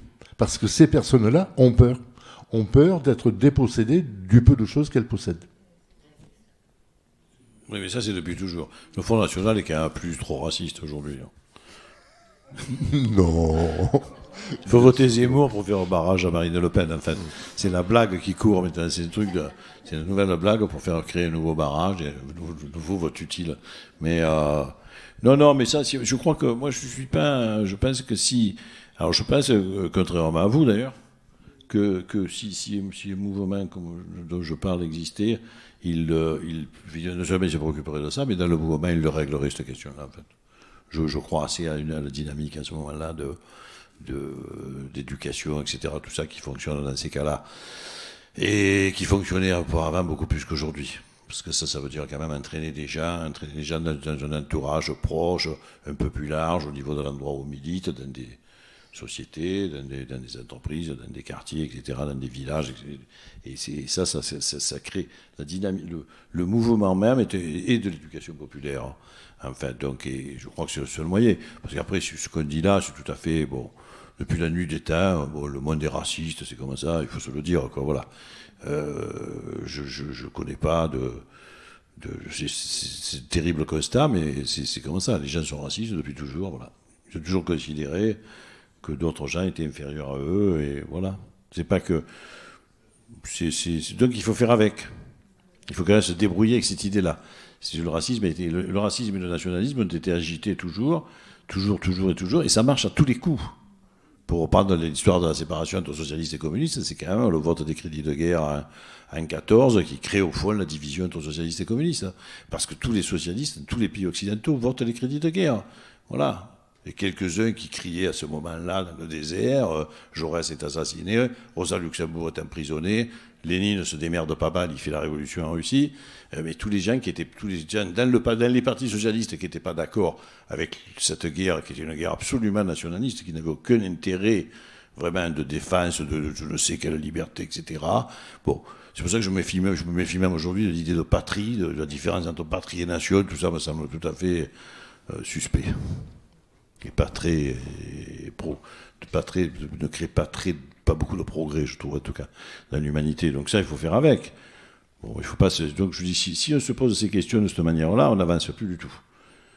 Oui, mais on devient fataliste. Sur le fait que le mouvement entraîne, parce que ça, tu fais deux réponses. Hein. Oui. Mais j'entends bien ce que tu m'opposes. Mais tu vois, par exemple, moi j'étais intéressé par la campagne d'Anas Kazib. Donc je ne sais pas si vous avez suivi Anas Kazib. Moi, j'ai soutenu. Comment ? J'ai soutenu. Même. Anas Kazib, c'est un cheminot, un jeune. Je ne sais plus d'où il vient, de son père est algérien, je crois, et qui a fait scission donc, du NPA, parce qu'il ne se sentait pas du tout représenté par la structure du NPA aujourd'hui, et qui s'est présenté à la présidentielle. Mais il n'a eu que 150 signatures. Ouais, là, on est samedi aujourd'hui, hier il avait 150 signatures, donc il ne peut pas se présenter. Mais il a développé tout un argumentaire, et puis surtout, il a représenté des populations qui ne sont pas représentées. Et porter donc leurs revendications, porter ça va au-delà j'ai pas envie de dire identité, leurs identités, disons. Pas une identité, leur manière de voir le monde. Et d'une certaine façon, je vais faire du Guédiguian là, c'est presque déjà là, en fait, ce à quoi tu aspires. Je crois, oui. Mais alors tu vois, c'est un peu plus que, pour moi, c'est un peu plus que le mouvement, c'est-à-dire que c'est aussi une forme de... Je suis très proche de la Ligue des droits de l'homme, mais je me rends compte qu'à la Ligue des droits de l'homme, il y a des trucs qui coincent je devrais pas le dire, mais je vais le dire quand même, parce que de toute façon, ça changera pas. Par exemple, ça coince sur le mot Ligue des droits de l'homme. Des droits de l'homme, ils veulent pas changer l'homme. Or, ça, c'est très important, et pour les mouvements féministes, et plus largement, c'est-à-dire, ils ne veulent pas passer à la Ligue des droits humains. Mais s'ils faisaient ça, ça ne changerait rien à la Ligue des droits de l'homme et à son histoire, et ils ouvriraient davantage. Il y a quelque chose qui me chiffonne, moi, du côté de la gauche, et des partis de gauche, mais de la gauche, c'est qu'elle prône l'ouverture, mais elle n'est pas si ouverte que ça, en fait. Et c'est ça que j'ai aimé avec Anas Kazib et son mouvement, c'est qu'en fait, ils ont décidé que ça allait bien comme ça, quoi. On allait se présenter, bon, tout en sachant que l'aventure s'arrêterait sans doute le 4 mars. Mais ils y sont là. On peut dire que c'est un mouvement horizontal, enfin, qui savait que la prise de pouvoir, c'était pas possible, mais ils l'ont fait quand même. Et il me semble que là, ça rejoint un peu ce que tu dis, mais de manière concrète, quoi. Comme souvent, tu aimes quand même les choses quand elles sont là, concrètes aussi. Oui, mais bien sûr, mais c'est vrai. Mais ce que tu dis, la Ligue des droits de l'homme, c'est sûr. Après, voilà, le fait est qu'il y a beaucoup de langues qui ont deux mots pour séparer. Homme, être humain, quoi. Hein, je veux dire, bon, der Mensch en particulier en allemand, hein, je veux dire, par exemple. Mais... Et puis après, on dit homme et femme. Voilà, donc ça pourrait être la Ligue des êtres humains, voilà. D'ailleurs, voilà, par exemple. Mais c'est vrai que bon, le terme n'est pas très utilisé en français, quoi. Voilà, bon. Mais c'est vrai qu'il faudrait peut-être faire ça. Moi, je suis assez. C'est des choses qui semblent formelles, mais qui comptent et qui coincent, effectivement. Mais ça, c'est pareil. Moi, je parle. Ça, mais je trouve que c'est une vieillerie encore, voilà. C'est une vieillerie, mais la Ligue des droits de l'homme, c'est une vieillerie. Et bien voilà, c'est pareil, il faut balayer la Ligue des droits de l'homme et faire une Ligue des nouvelles, des droits des êtres humains, et avec des gens qui ont... Et je te garantis qu'il y a des gens, pour ceux que je connais, c'est-à-dire des enfants, tu sais que là, tu es en train de dire etc., tout ça, sont beaucoup plus il y a des gens ouverts là-dessus. Il y a des gens à la Ligue des droits de l'homme qui pensent à ça. Hein. Et les gens de 30 ans sont plus détendus par rapport à ça. C'est pour ça qu'Anas Kazib, c'est intéressant. Non, mais tu vois pas, j'ai quand même soutenu la candidature. Non, mais d'accord, mais alors dis-le. Mais dis pourquoi c'est intéressant. Non, on va faire quand même 5 minutes à propos de la pandémie, oui. et notamment le fait que cette épidémie s'est répandue en suivant les routes de la soie, les routes des épices. et c'est répandu dans le monde. Donc c'est manifestement un fait de la mondialisation que cette épidémie se soit répandue de manière aussi rapide et brutale. Et donc on est peut-être, me semble-t-il, à la fin d'un cycle, comme il y a eu la fin de l'Empire égyptien, puis la fin de l'Empire romain, puis la fin de l'Empire ottoman, puis peut-être maintenant la fin de l'Empire occidental, et on va voir émerger un nouvel empire chinois ou indien ou brésilien. Mais donc on est peut-être à la fin d'un cycle. Oui, je ne sais pas. C'est long, hein, ça va être très long la fin d'un empire. Hein, je veux dire, voilà, c'est vrai que parce que la capacité quand même du capitalisme à créer à profiter du mal en fait et à profiter du remède ensuite est très c'est une dynamique formidable le capitalisme quand même par rapport à ça justement parce qu'il a, comme on dit toujours parce qu'il n'a pas de morale en fait. Contrairement à ce qu'il prétend avoir. Il n'y a pas de morale. Donc il faut avancer et créer plus de profit. Donc c'est vrai que on pensait qu'avec la pandémie, et beaucoup de choses ont changé quand même. Je veux dire, en tout cas dans la gestion des affaires économiques, là, il y a eu par exemple des conversions tout à fait étonnantes. Ça va revenir bientôt, hein, mais on n'a plus parlé de dette publique, on n'a plus parlé d'austérité, on n'a plus pas bon. Du coup, tout le monde trouvait de l'argent tant qu'on voulait, etc. Alors que ça faisait 30 ans qu'on était dans des conceptions inverses. Bon, c'est sûr que donc on aurait pu rêver qu'effectivement les choses allaient changer, mais de ce point de vue-là, mais elles vont vite retrouver leur cours parce qu'effectivement aujourd'hui, mais c'est pareil sur toutes les questions. Je veux dire, évidemment, on parle évidemment de la croissance d'une croissance verte. On parle donc des métiers que peut créer le réchauffement climatique peut créer beaucoup de métiers. C'est bon, c'est voilà des objets de réflexion, je crois. Peut créer donc de l'économie, peut créer de l'emploi, on commence presque à considérer que c'est un bienfait, si je veux être un peu provocateur. Voilà, du coup c'est vrai que je crois qu'il ne faut pas considérer l'idée qu'il y ait une fin possible, me semble un peu contre-productive. Voilà. Je crois qu'il y a la fin est d'autant plus possible que nous la hâtons. Voilà. Donc il faut qu'on s'en préoccupe de cette fin-là, parce que sinon... toute seule, c'était la conception effectivement initiale de Marx. Quasiment, il y avait une logique absolue qui conduisait à l'effondrement, à l'écroulement du capitalisme par ses propres crises, etc. etc. Bon, enfin, bon. J'y crois pas beaucoup aujourd'hui. Enfin, le capitalisme a montré qu'il pouvait surmonter quasiment toutes les crises. Non seulement, mais aussi les anticiper, puisque lorsque tu parles d'écologie, des firmes ont déjà commencé à acheter des milliers d'hectares de forêts pour compenser leur pollution, parce que ces forêts sont des sources d'absorption carbone, et un marché est en train de s'organiser. On achète du droit à polluer, etc. C'est ça. Et un marché est en train de s'organiser. Donc ça, c'est déjà trop tôt. Sachant que la ressource qui va devenir la plus essentielle dans les quelques années à venir, c'est l'eau. On va tous manquer cruellement d'eau. Alors nous, on est plutôt à l'abri. On a encore quelques glaciers qui sont pas trop loin et quelques rivières, mais il y a de plus en plus de terres qui sont en cours d'assèchement. Donc on va là aussi assister à un développement des migrations, mais non pas parce que les gens ont envie d'aller habiter ailleurs, non pas parce qu'ils se trouvent pas bien où ils sont, mais parce qu'ils ne peuvent plus y vivre de manière normale. Et puis, peut-être qu'on va devoir parler aussi quelques minutes de ce conflit entre la Russie et l'Ukraine. Ça fait 10 jours que ça a commencé.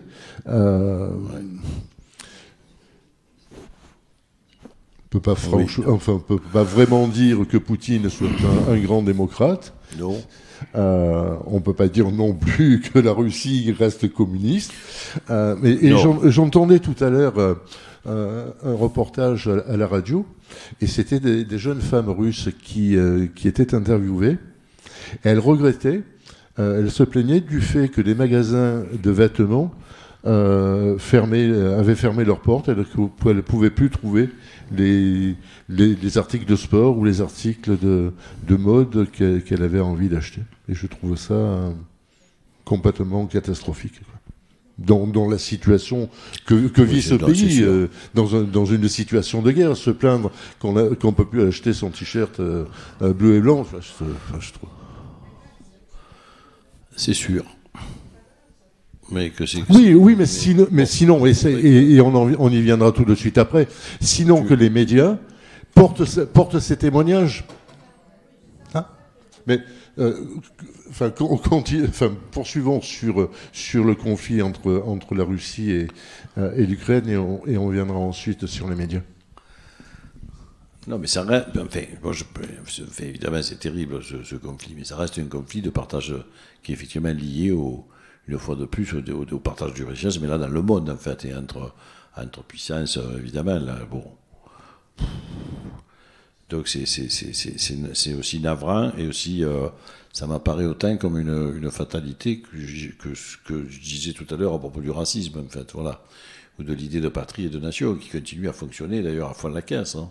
Que les mensonges dont tu parles, même si nous on considère que c'est des mensonges, ça marche complètement. Est-ce qu'aller prétendre que l'Ukraine c'est des nazis, on va voir comment réagissent les Russes. Il faut espérer dans le peuple russe en fait, je pense que j'espère que le peuple russe contestera non seulement cette guerre, mais le pouvoir qu'il a déclaré, et qu'il y aura donc des changements à l'intérieur de la Russie, voilà, qui feront que les choses s'apaiseront. Mais c'est vrai que quand même, c'est quand même les origines en fait de ces conflits-là sont toujours des origines de partage des terres, de vol des terres, d'ailleurs souvent. Hein, je veux dire, c'est vrai.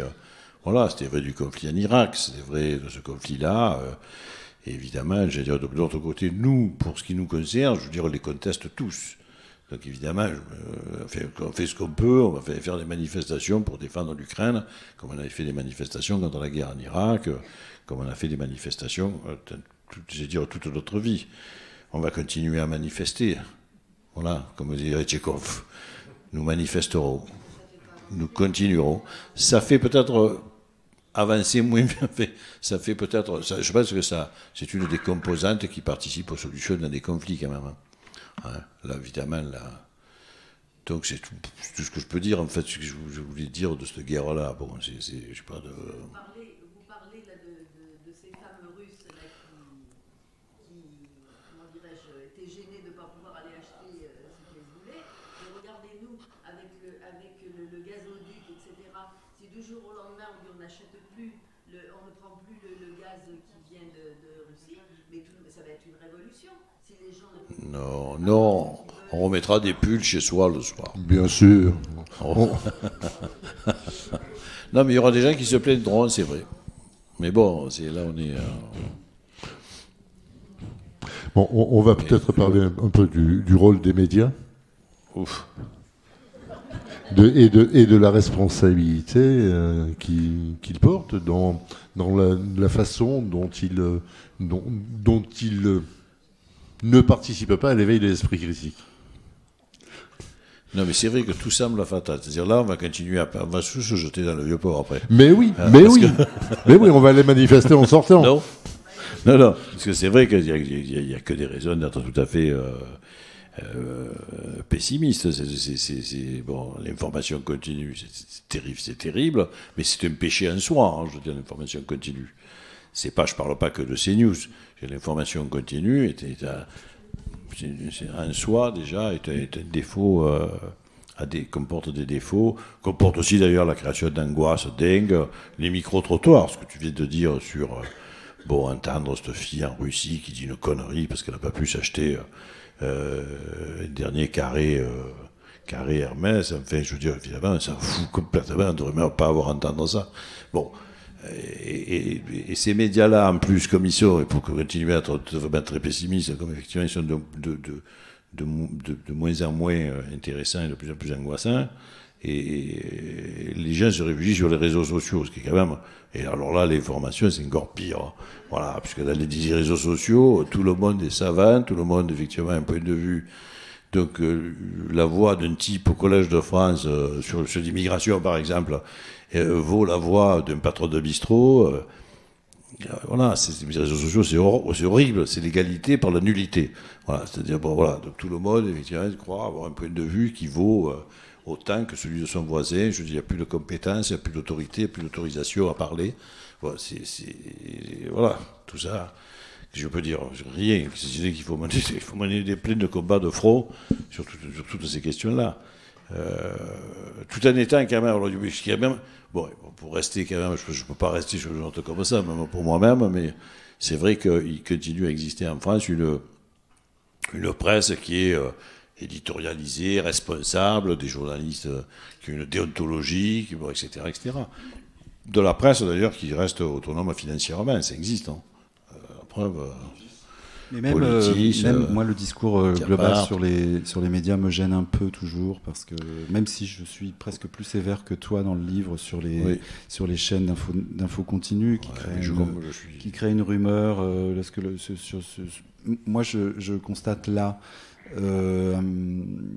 à propos de la guerre, que dans le service public en particulier, les reporters de guerre font un travail extraordinaire, que ce soit sur le service public, dans Le Monde, Libération. D'ailleurs, je vous recommande un entretien ce matin dans Libération à propos justement de l'opinion publique en Russie. Et ça permettra de comprendre pourquoi les Russes sont très minoritairement au courant des vraies informations, parce que sinon ils sont sous le joug d'une information complètement contrôlée, et donc on ne peut pas attendre des Russes d'être des héros de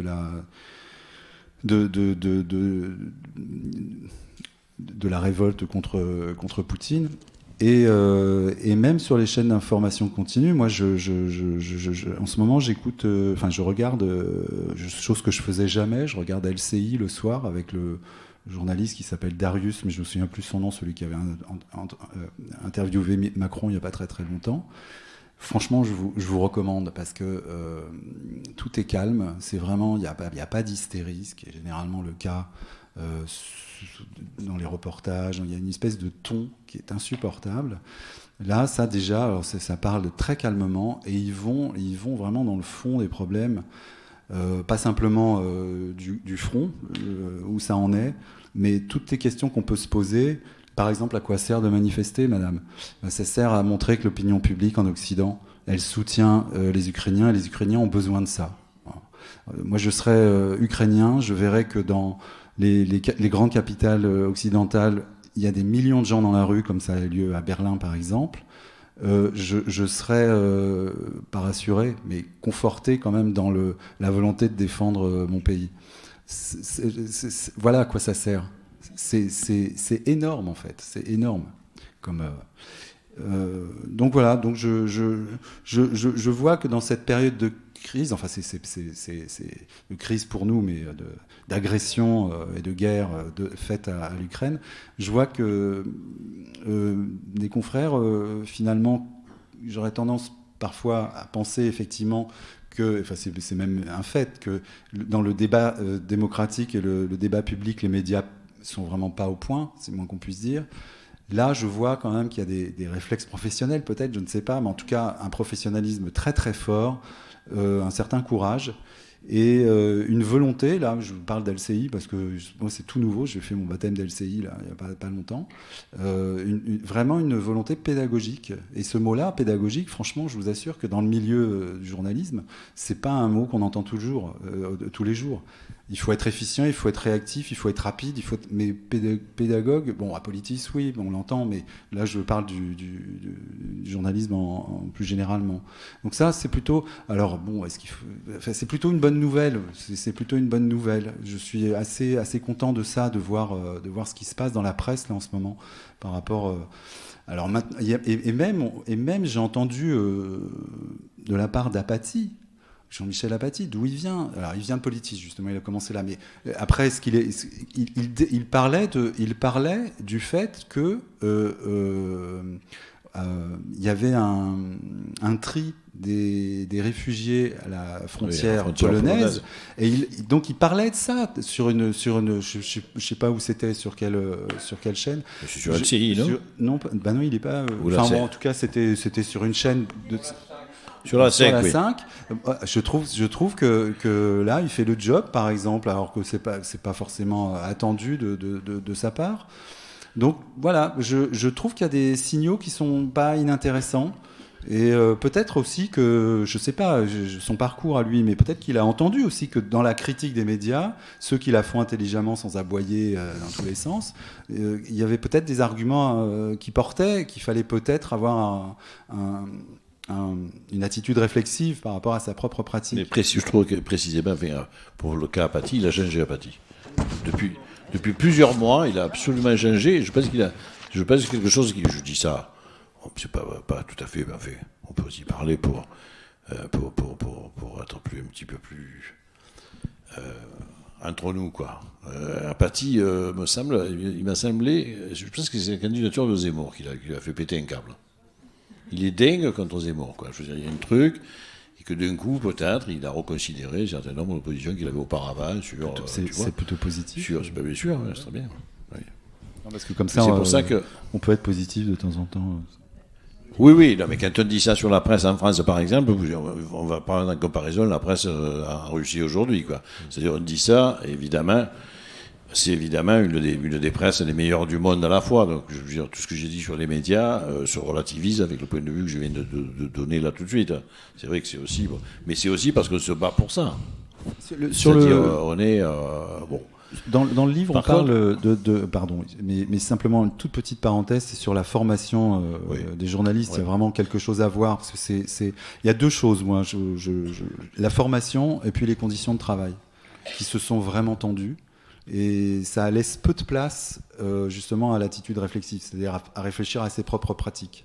Et les jeunes journalistes sont pris dans un étau qui voudraient faire leur travail correctement en essayant de sauvegarder la part intellectuelle du métier. Le mot intellectuel, ça finit par être un gros mot aussi. Hein. On est Bourdieu parlait de prolétaires intellectuels. C'est ça qu'on est, les journalistes. Hein. Mais quand même, il y a quand même cette petite partie intellectuelle. Elle est de plus en plus de plus en plus réduite à cause des conditions de travail. Il faut être de plus en plus productif. Pour X raisons, les sites qui se sont multipliés, les sites des journaux, hein, il faut travailler, soit on a 2 équipes, soit il faut travailler 2 fois plus, etc., etc. C'est-à-dire que les gens ne sont pas, tout ça pour dire que les gens ne sont pas forcément mauvais, ne sont pas forcément mauvais au sens mauvais professionnellement et mauvais dans leurs intentions, mais ils se retrouvent dans des situations qui les forcent à faire ce qu'ils font. Et en plus, ils n'ont pas été forcément formés à faire autre chose que ce qu'ils font. Donc, puisque ceux qui donnent des cours dans les écoles de journalisme, ce sont des confrères, c'est pas des professeurs. Il y a des professeurs de sociologie, professeurs de sciences politiques, mais ils ont la portion congrue de l'enseignement. La plupart de l'enseignement que mes jeunes confrères, futurs confrères reçoivent, ce sont mes actuels confrères qui leur donnent.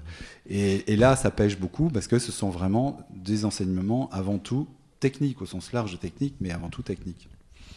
Eh bien, puisque tu avais le micro, on va terminer cette rencontre avant de répondre à quelques questions.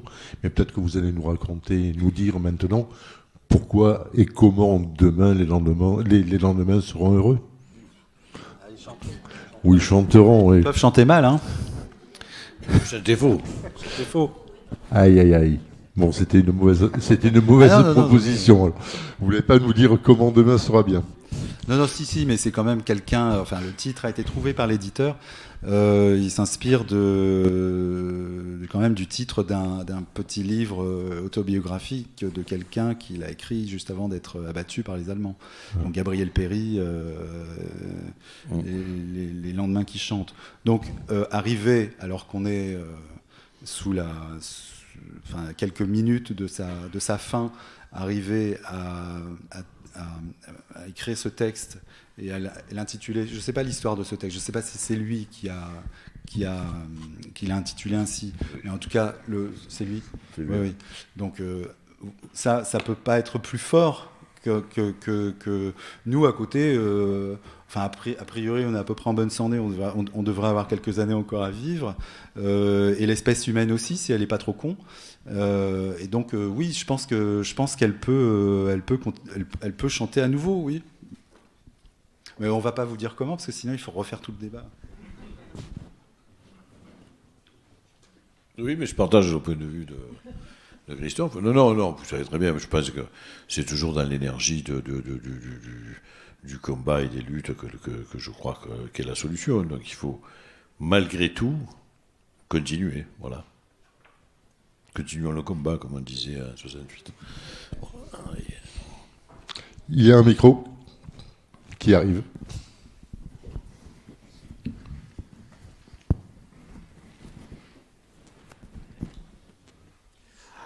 Donc, merci pour tout. On peut ne pas être d'accord avec un certain nombre de points de vue qui ont été développés. Et puis, on peut aussi essayer d'amener un petit peu d'espoir et de positif. Alors, je vais citer 3 faits. L'union de la gauche, elle a été possible en Espagne, elle a été possible au Portugal, elle a été possible au Chili. Donc, il ne faut pas désespérer. Les politologues que je fréquente m'expliquent que les partis politiques, ils ont encore un grand avenir.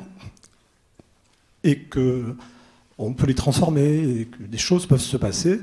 Ce sont les mêmes en Espagne, au Portugal et au Chili. Alors, deuxième fait, gagner, même quand on est minoritaire, si on fait des efforts, c'est possible. Le printemps marseillais, c'est un modèle qui est peut-être pas exportable au niveau de la nation, parce qu'il y a de gros clivages à gauche, mais le printemps marseillais a surmonté de grandes différences. Des inimitiés, on a autour de la table des gens qui sont très différents et qui agissent ensemble. Je signale au passage que le seul qui a essayé de dynamiter le truc, c'est Mélenchon. Au premier tour, il a essayé de dynamiter le truc. Les Insoumis ont explosé au centre-ville et ont combattu la liste du printemps marseillais dans les quartiers nord. Mais en tout cas, ça a marché. Toute la gauche réunie. Et puis finalement, tout le monde s'est réuni au deuxième tour. Alors pourquoi pas ailleurs ? Troisième événement pour donner un petit peu d'espoir, après les élections présidentielles qui seront gagnées par Macron, tout le monde le sait, un certain nombre d'universitaires, 400 à peu près pour l'instant, mais enfin l'appel va être sûrement beaucoup plus large, vont appeler à une démarche qu'ils appellent coude à coude, dont Politis a sûrement déjà rendu compte ou rendra compte.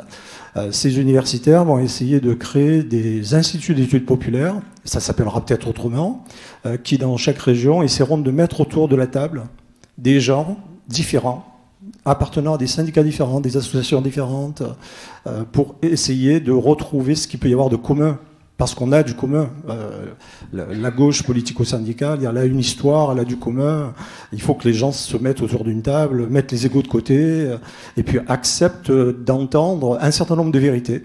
Vous avez beaucoup mobilisé les sciences sociales, parfois, à mon avis, de façon un peu discutable, mais les sciences sociales ont beaucoup à apporter. Si les gens qui sont candidats aux élections veulent bien écouter qu'on leur dise ce qu'ils sont, ce qu'ils disent, qu'on leur dise des choses pas forcément très agréables à entendre parfois, peut-être qu'on pourra un petit peu avancer et que la prochaine fois, on n'aura pas cet imbroglio, ce pataquès qu'on a à gauche aujourd'hui. Merci, je suis tout à fait d'accord avec vous. En fait, c'est vrai qu'à travers des exemples à l'étranger, et puis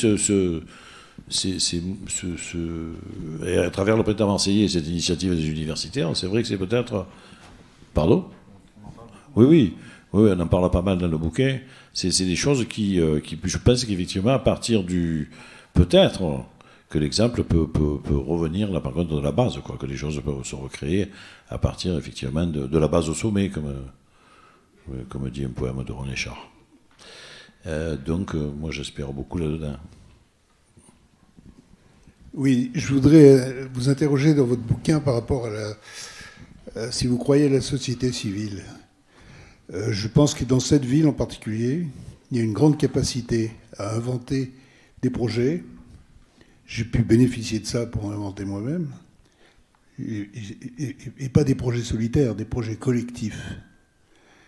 Et qui sont chaque fois que je connais, enfin, chaque fois que j'entends ces histoires-là, je pense par exemple au Château en Santé, des jeunes médecins qui décident de ne pas faire la médecine en allant s'installer au Boulard-Perrier, mais de créer un centre médical en plein, je ne sais plus quelle est la cité, je crois, c'est pas une des plus belles de Marseille, et qui associe les habitants à ce projet.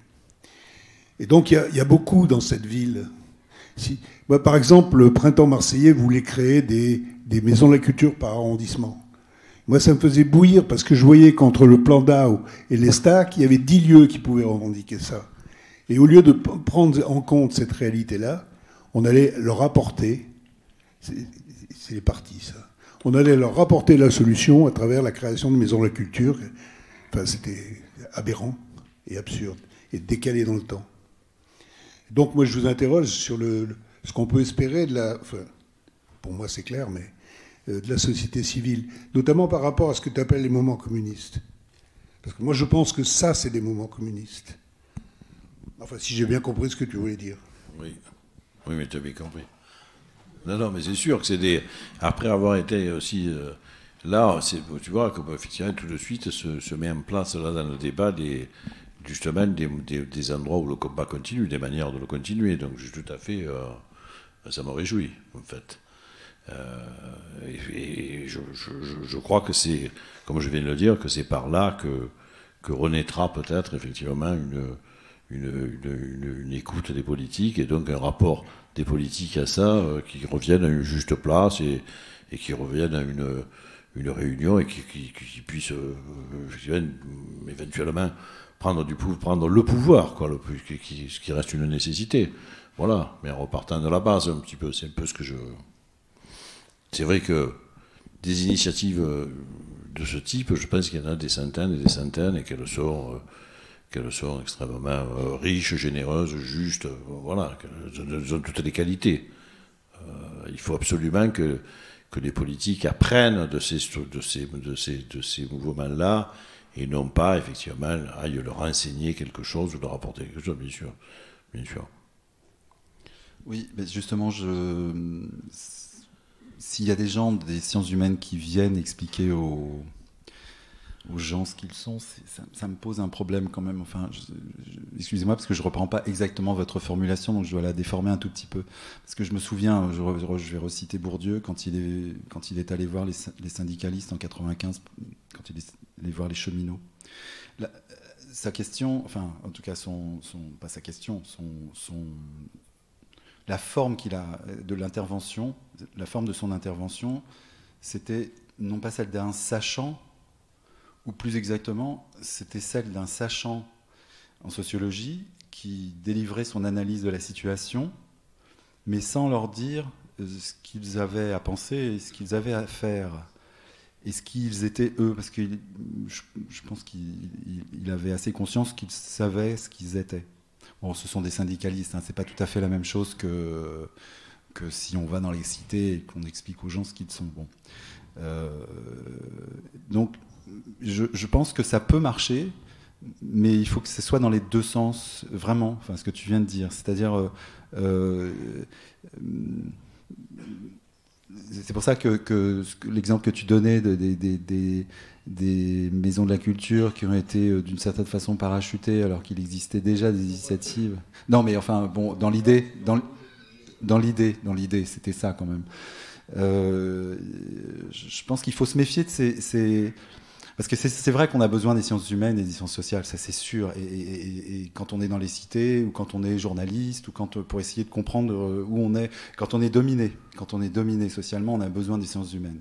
Moi, si j'avais une deuxième vie, je pense que j'essaierais d'être sociologue, parce que ça m'a vraiment beaucoup, beaucoup servi, la sociologie. Mais il ne s'agit pas d'arriver avec... c'est dans la forme, en fait. C'est pas vraiment dans le fond, c'est la forme. C'est comment doit se constituer ce dialogue. C'est vraiment un dialogue qui doit exister. Pas démagogique, il ne s'agit pas d'arriver et dire voilà, moi je suis sociologue, dites-moi ce que je dois apprendre, évidemment non. C'est comment arriver à ce que chacun se sente sur un pied d'égalité et même de point de vue, enfin et surtout de point de vue. Voilà, enfin c'était parce que ça m'intéresse. Enfin, alors, j'ai pas entendu.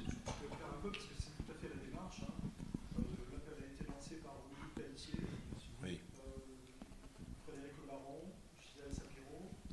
Ah oui. Ah bah, Gisèle, c'est une Tout à amie. fait, on a- C'est des bourdieusiens, quoi, en fait, en plus, oui.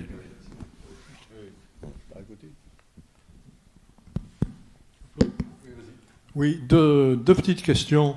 Tu as parlé tout à l'heure, en les idéalisant un peu trop à mon goût, des ronds-points qui étaient des rendez-vous conviviaux où les gens se retrouvaient. Est-ce qu'aujourd'hui, ça a remplacé le bistrot d'avant? Est-ce qu'aujourd'hui, les lieux de rencontre, ce n'est pas, hélas, les réseaux sociaux? Et je voulais savoir comment on peut lutter contre ces réseaux sociaux, puisque tu fréquentes des fabricants de numérique. Peut-être, moi j'y comprends rien, mais peut-être tu pourras trouver une solution. Deuxième question, il y a une catégorie de la population dont on n'a pas parlé, pratiquement pas, c'est la jeunesse. Alors je sais bien que parmi nous, à part moi, il ne doit pas y avoir beaucoup de jeunes personnes. Mais la jeunesse, quand même, se mobilise.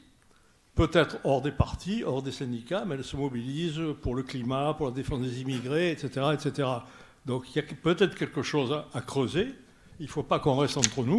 Moi, je signale que dans la ville à laquelle j'habite, les jeunes se sont pris par la main. Ils viennent de recréer un cercle de la jeunesse communiste.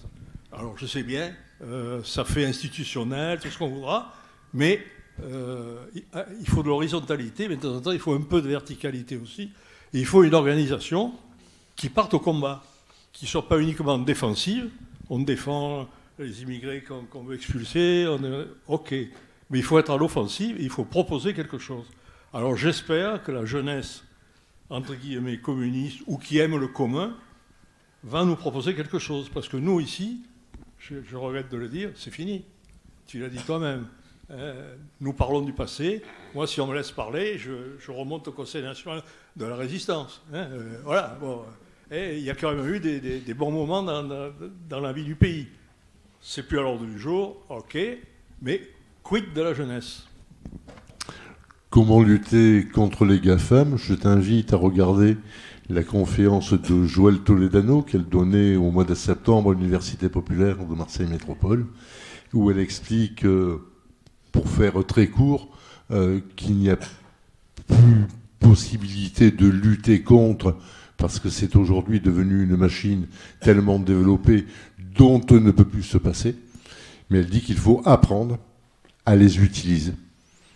C'est-à-dire pas n'importe comment, c'est pas c'est pas utiliser les réseaux sociaux toute la journée, c'est ne plus être dans la réactivité, dans l'immédiateté, mais c'est utiliser ces outils comme des outils. Et aujourd'hui, plus personne ne sait se passer de nos prothèses numériques. C'est plus le faire. Oui. Non, je crois Oui. que Et il y a un bouquin aussi de Joël Toledano. Pardon. Oui, je crois tout à fait d'accord. Je crois que c'est un espace qu'il ne faut pas abandonner, en fait, en tout cas, qu'il ne faut pas boycotter plutôt qu'abandonner. D'ailleurs, je crois qu'il faut y aller sur les réseaux sociaux. Il faut s'en occuper, donc il faut avoir des comptes et puis y mettre ce que nous pensons. Donc c'est forcément des contre-propositions, ça véhicule des idées, des messages. Enfin, je crois qu'il faut être présent, moi, sur ces réseaux-là. Parce que puisqu'ils existent et qu'effectivement, on ne les supprimera pas, voilà.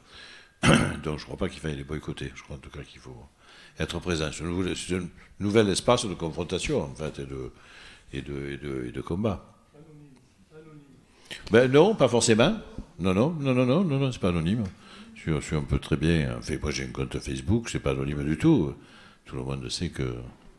Voilà. En tout cas, Vladimir Poutine va dans votre sens parce que c'est ce qu'il est en train de faire, de fermer les réseaux sociaux. Oui, mais ça dit quelque chose. Oui. Sur les réseaux sociaux, c'est pas le grand enfer.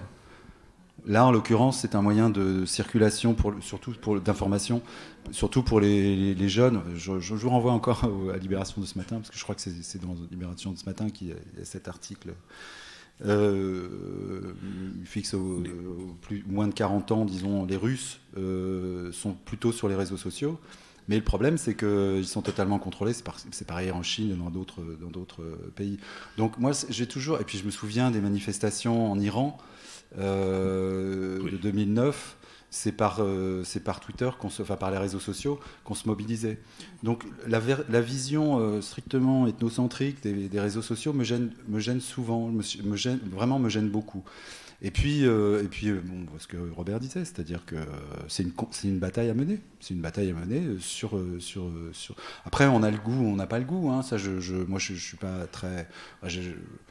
J'ai pas un goût effréné pour ça, mais y en a qui se battent vraiment pieds et poings liés. Enfin, plutôt non, pas pieds et poings liés, avec leurs poings, avec leurs pieds. Sur les réseaux parce qu'il y a une vraie bataille à mener, et pour les GAFAM c'est la même raison, c'est la même chose, c'est-à-dire que il y a des réseaux indépendants de réseaux sociaux, et alors effectivement ils n'ont pas la même résonance que Facebook, oui, mais il y a quand même des initiatives, ça se bat quoi. Alors évidemment là ils sont ultra dominants, mais si on renvoie tout à Grand Satan, ça me paraît pas très... Et puis là vraiment en ce moment je ferais surtout pas ça parce que c'est Poutine qui le fait, et là ça me paraît mais vraiment totalement à côté de la plaque là. Attends, il y a une autre personne là qui avait demandé la parole. Non, mais juste ça. Là. Non. C'est chacun son tour et on t'apporte le micro. Oui, non, je pense avec toi que le capitalisme est normalement finissant, c'est-à-dire devient financier. On est au bout de quelque chose et on voit ce qu'il a fait de la planète, quoi, et ce qu'on a fait avec lui, puisqu'on est ses sujets quelque part. J'ai partagé longtemps les luttes que je les ai pas perdues. Je disais avant, je suis un marxiste, je quitte rien, je garde ma carte de marxiste dans un coin de mon cerveau. Je me dépeins comme un solidariste, un internationaliste et un humaniste, quoi. Je crois que ça peut être une perspective de vie pour tout le monde. Et ce que je constate, je suis venu habiter Belzins parce que c'est un quartier monde. Parce qu'il y a des gens, je ne suis pas croyant, mais je pense que c'est qu'il est un musulman, pourquoi il est musulman, l'autre c'est pourquoi il est ceci, les Chinois, etc., qui parlent un petit peu moins, les Chinois. C'est plus difficile, c'est une nouvelle immigration. Mais ce qui est prodigieux, c'est que notamment dans les milieux très populaires, ce n'est pas des quartiers riches ici, c'est qu'il y a de l'intelligence, incroyablement d'intelligence. Les gens, ils savent ce qui ne va pas, ils voient, etc. Et même le mec qui dit, moi je vote Front National, tu discutes avec lui, il reflue au bout d'un moment. Tu dis, mais attends, bah oui, il reflue parce que... Donc, faut y aller, quoi. Faut aller au porte-à-porte, comme on disait avant. Alors, c'est difficile maintenant, parce qu'il y a des sonnettes partout, et puis c'est compliqué. Bon, je me sens un peu vieux maintenant pour me recoltiner ça. Mais je vois, par exemple, il y avait justement des gars des Insoumis qui tractaient, je crois que c'était samedi avant-hier, sur le marché de Noailles, là, dans le bas du marché.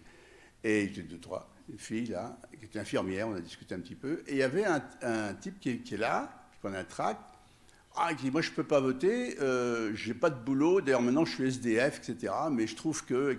Et le gars, on a commencé à parler, le gars il a des idées, quoi. Il a plus perdu son boulot, ou il est SDF, je ne vais pas demander pourquoi, il a peut-être divorcé, il a peut-être vendu sa maison, il s'est cassé la gueule, comme beaucoup de gens, hein. On a qu'à regarder dans les rues à Marseille, il y a du monde dehors. Voilà, donc non, je crois que comment aller pêcher, comment aller chercher cette intelligence, comment faire... alors c'est le rôle des partis, tu me diras, et tout ça, notamment des partis progressistes, on va dire, ou des mouvements progressistes, puisque maintenant les partis ils ont un peu du plomb dans l'aile, moi je suis assez d'accord avec ça. C'est-à-dire qu'il faut inventer... Alors tu parlais des réseaux tout à l'heure, le copain de Politis, oui c'est vrai, quoi. Ils s'organisent, et les jeunes s'organisent différemment, se réunissent différemment, ils ne se revoient pas forcément comme ça en bûche. Mais ça circule, quoi. Alors qu'est-ce qu'on peut faire avec ça, voilà. Il y a la matière, quoi. Et je crois qu'il y a un grand humanisme chez nous. Là, Raymond, là devant, s'il te plaît.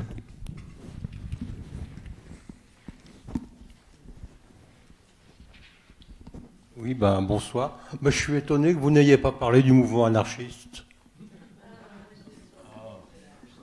Pardon. Non, mais bon... Oui, non, je suis... Vous voulez que je vous parle de l'anarchisme là tout de suite comme ça? Non, non. Je peux. Non, mais il y a quand même des rapports entre le communisme, l'anarchisme, bien sûr, ou l'anarchie. Et c'est marrant parce que même chez Marx, je veux dire évidemment, de passer du gouvernement des choses à l'administration des hommes, c'est une chose en fait qui effectivement tout à fait le dépérissement de l'État, etc. C'est une chose qui pour moi est présente dans la fin de l'État, etc. Donc l'anarchisme d'un point de vue comme ça théorique est une chose qui m'intéresse, qui est très proche en fait, je trouve, du mouvement communiste, qui a structuré le mouvement ouvrier longtemps, qui est bon. En plus, j'allais dire que, oui, je veux dire ça comme ça, d'ailleurs, esthétiquement aussi, il y a quelque chose de l'ordre de la rébellion, comme ça, qui me plaît, hein, je veux dire. J'aime même le mot. Voilà. Donc c'est peu revendiqué aujourd'hui. C'est revendiqué comme... Mais ça a essayé, l'anarchisme a essayé de faire le rapport, justement, de tenir le rapport entre individu et collectif depuis le 19e siècle. Donc c'est un mouvement où un ensemble d'idées ou de sensibilités qui me touche beaucoup. Oui, et l'autre jour, il y avait un intervenant qui présentait un livre, enfin, et il parlait également des gilets jaunes sur les ronds-points anarchistes. Alors là, bon, j'avais bondi un peu. Ouais.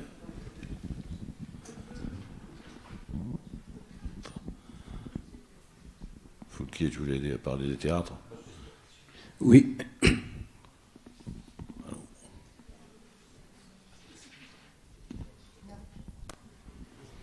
Oui, s'il vous plaît.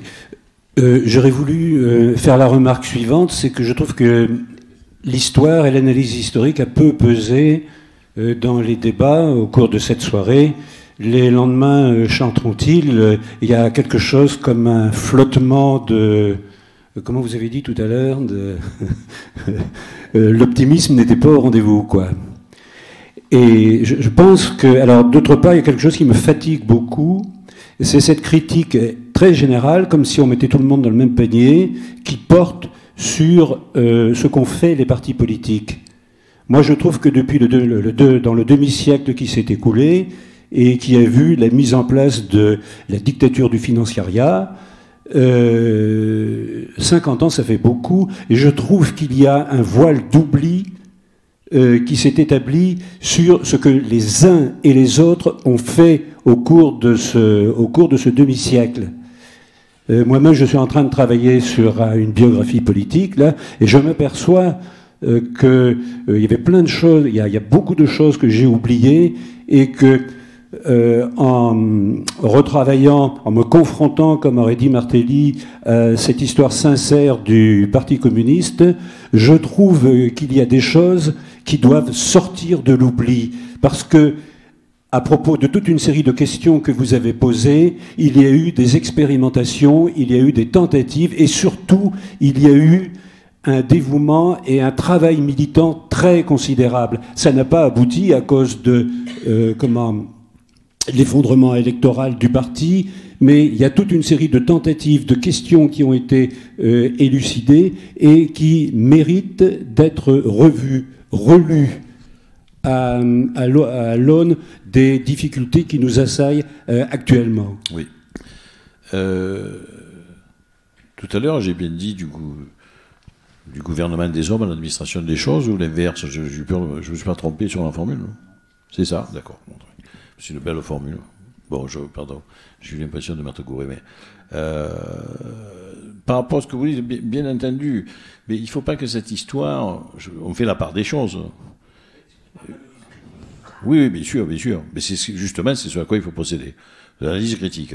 Et quand on fait une analyse critique, effectivement, j'ai dit évidemment, tout le monde en prend pour son grade, en fait, dans ce qu'il a fait de critique au sens analyse, justement, dans ce qu'il a fait de positif, de constructif, et dans les endroits où il s'est trompé, où on peut considérer, non pas d'ailleurs en jugeant du point de vue, de notre point de vue aujourd'hui, les faiblesses, c'est toujours très, très bête, en fait, d'essayer de dire ces gens-là se sont trompés 50 ans plus tôt, hein, je dirais, puisqu'évidemment, ils ne pouvaient pas avoir le point de vue que l'on a aujourd'hui sur ce qu'ils faisaient, bien entendu. Donc ils se sont...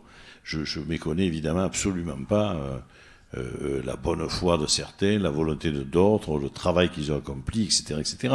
Quand je parle... Bon, justement, ça va nous rappeler le Conseil national de la résistance encore. Quand je parle d'Ambroise Croizat dans le film, que j'ai connu d'ailleurs personnellement, je trouve évidemment que c'est un homme exemplaire.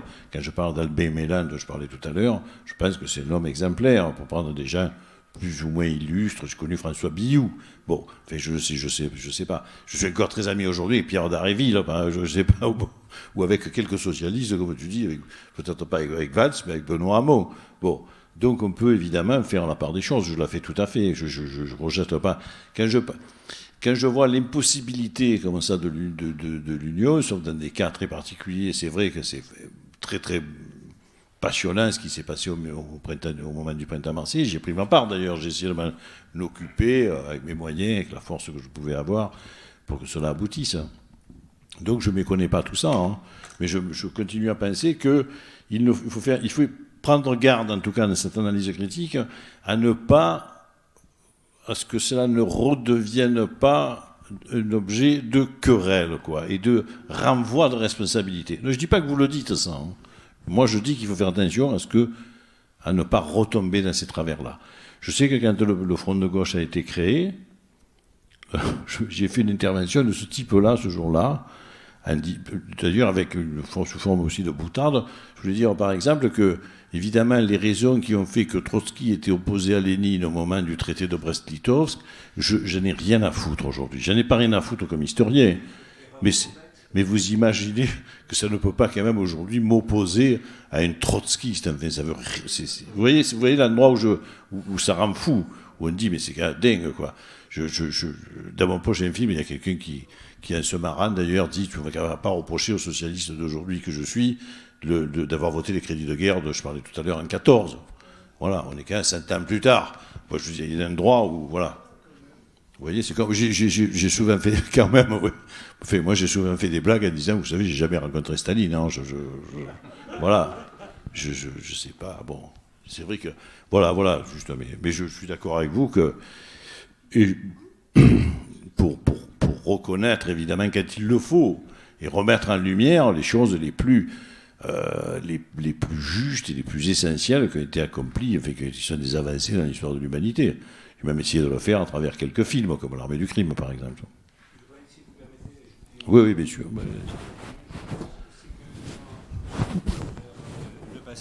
Dans ce retour vers le passé, lorsqu'on avance, comment dirais-je, la situation est toujours complexe. On n'y voit pas le plus souvent, on n'y voit pas très clair, mais il y a quand même des possibilités qui s'ouvrent, et c'est jamais une ligne droite. Donc il y a des possibles qui apparaissent sur le chemin historique, et je dis qu'il y a des possibles qui ont été explorés et qui ont été laissés tomber et qui mériteraient qu'on les reprenne en considération. C'est le point le plus important que je voulais mettre en lumière. C'est exactement j'ai dû dire ça 150 fois à propos du film Twist à Bamako, par exemple. Voilà. Je disais, cette expérience-là en Afrique me semble devoir être réétudiée aujourd'hui, parce que c'est une voie qu'il faudrait réexplorer. Voilà. Donc je suis tout à fait d'accord avec vous. Il y a des longs développements sur la question de la transmission dans le livre. À quel point c'est important pour Robert. Comment transmettre et comment la mémoire et l'histoire. En fait, je ne sais pas si c'est dans le livre, mais on se disait qu'il faudrait faire de l'histoire en permanence. Enfin, avec tout ce que vient de dire Robert, mais on entend très bien, enfin nous, là, tous les deux, on entend très bien ce que vous dites. Oui, tout à fait d'accord. Oui, enfin, c'est juste pour dire, pour aller dans le sens de Christophe, à propos des réseaux sociaux, que moi j'ai été informé de la révolte des théâtres en Russie par les réseaux sociaux. Je n'ai pas entendu parler du tout sur les chaînes et dans la presse. Je ne les lis pas tous. Hein. Oui. Dernière intervention. Il y en a une au fond. Encore une? Non, toi tu as parlé déjà. Une fois. Une seule fois. Il est besoin, dans notre esprit communiste, de partager le temps de parole. Vas-y, je t'en prie. Oui, Bonsoir. Moi, j'aurais 2 remarques. Vous avez dit tout à l'heure qu'il n'y avait pas d'autre possibilité que la démocratie représentative. Et je suis surprise que vous n'ayez pas parlé de démocratie participative, parce qu'il me semble que justement, elle pourrait peut-être être rendue possible par Internet. Et en plus, j'aime pas trop l'expression prendre le pouvoir. Est-ce qu'il y a vraiment un pouvoir à prendre? Est-ce qu'on a vraiment besoin de personnes au pouvoir, sachant que le pouvoir, ça a pas mal de dérives? Et la deuxième remarque, est-ce que vous ne pensez pas que peut-être la gauche est complètement décimée parce qu'il y a 20-25 ans, elle a complètement sous-estimé le problème écologique, que quand dans les années 90 on parlait d'écologie, on se faisait traiter de bobos, et qu'en fait l'écologie est à la base de tout, que ce sont les catégories les plus défavorisées qui vont souffrir les premières de la crise climatique, et que en fait quand on veut se battre maintenant en partant justement du début, à savoir la crise climatique, on est obligé de rejoindre des mouvements tels Extinction Rébellion, etc., dont personne n'a parlé. Voilà, donc c'était 2 remarques, je ne sais pas.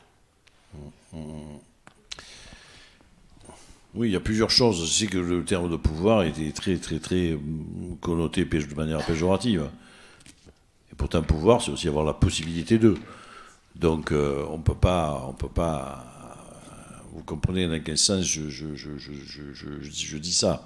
Quand je dis qu'une décision européenne peut contredire ce qu'on fait des toubibs dans un quartier de Marseille, à un moment donné, il faut quand même que quelqu'un, au niveau européen, fasse quelque chose. Voilà. Il y a forcément une verticalité dans un monde, en fait. Je crois qu'on dit ça, d'ailleurs, à un endroit. Je dis, quand on est une douzaine, et encore que j'ai des exemples, on est une douzaine ou une vingtaine, et c'est très difficile sans délégation, quoi. Même à 20, 25 personnes, dans un village ou dans un club nautique, pour prendre un exemple qu'on connaît bien. Voilà. Donc je crois que la délégation était mal nécessaire, et que le pouvoir, bon, après évidemment qu'on peut chercher de toutes les manières, et ça aussi c'est un combat permanent, on peut chercher à le limiter au maximum, à ce qu'il soit révocable, à ce qu'il soit vérifié. On peut utiliser la démocratie, une chose qui doit se réinventer et s'améliorer sans cesse, en fait, c'est pas quelque chose d'acquis. Mais je crois qu'il ne faut pas négliger, en fait, je crois, cette chose-là. Quant à la démocratie participative, elle a des qualités, elle a des limites aussi, comme la démocratie représentative d'ailleurs. Mais moi, je vous dis, à l'échelle d'un nombre de gens considérable, donc à l'échelle d'une ville, d'une nation, évidemment, a fortiori du monde, je veux dire, sans délégation, il est impossible, en fait, de fonctionner. Je ne vois pas comment, à part la représentation, donc à part l'élection, et l'élection de... là aussi, des choses qu'on peut améliorer, évidemment, et contrôler, etc., le mieux possible. Ça va d'ailleurs mieux qu'il y a 20 ans, au fond, hein, je veux dire, par exemple, sur le statut des élus et tout ça, même si on peut encore le transformer, même s'il y a des abus. Enfin, c'est pareil, je veux dire, à force de parler des abus, il faut quand même parler aussi de la qualité je pense, je ne sais plus combien d'élus en France, c'est énorme en tout.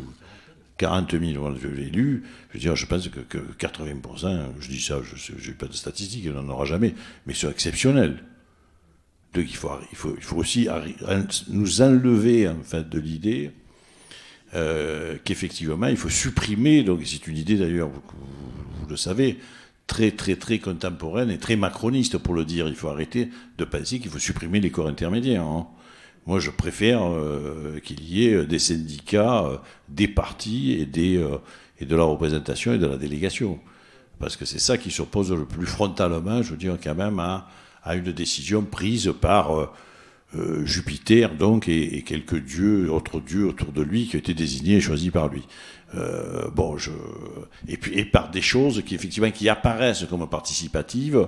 Je me souviens très bien quand, effectivement, après les Gilets jaunes, il y a eu cette tournée de Macron qui est allé bavarder avec des gens un peu dans toute la France et tout, avec un talent fou d'ailleurs, il faut le dire, hein, avec c'était magnifique du point de vue formel, mais ça court-circuitait tout simplement, effectivement, toute la démocratie représentative, et je trouve ça plutôt grave, moi. Donc la démocratie participative, c'est pas ça. D'autre part, la démocratie participative, on parle aussi depuis très longtemps, depuis Porto Alegre, hein. Donc puisque c'est quand même au Brésil, me semble-t-il, que les premières formes, en tout cas réalisées, de démocratie participative ont existé. je me souviens très bien pour y être allé d'ailleurs, et dans ces années-là. Et effectivement, on s'est aperçu très vite que ça fonctionnait un an ou deux, quoi. C'est-à-dire que très très vite, tous les comités citoyens, les comités qui devaient gérer, par exemple, les choses municipales, de la municipalité, les gens se désintéressaient très vite et ne venaient plus.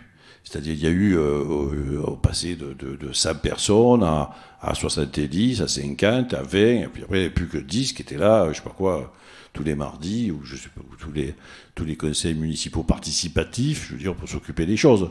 Les gens veulent s'occuper des choses et aiment bien ne pas s'en occuper aussi. Ça fait partie aussi, je veux dire, des qualités et des défauts de l'humanité. Hein. Donc la démocratie participative, il faut participer. Ça veut dire qu'il faut se lever tous les matins et aller s'occuper des choses de la cité. Voilà. Et les gens n'ont pas forcément tous envie, en tout cas pas au même moment, pas de manière régulière et pérenne, de s'occuper, de se préoccuper. Et d'ailleurs, parfois, je ne dis pas ça comme un reproche, parfois ils ont aussi autre chose à faire dans leur vie propre qui les empêche à un moment donné de participer à une vie plus collective. Donc c'est pas si simple. En tout cas, il faut un mariage des deux plutôt. Je préfère en parler de ça. Je préfère en parler d'une association toujours. C'est des termes très à la mode aujourd'hui, mais entre le vertical et l'horizontal, voilà. Mais je ne crois pas qu'il faille rejeter l'un pour l'autre.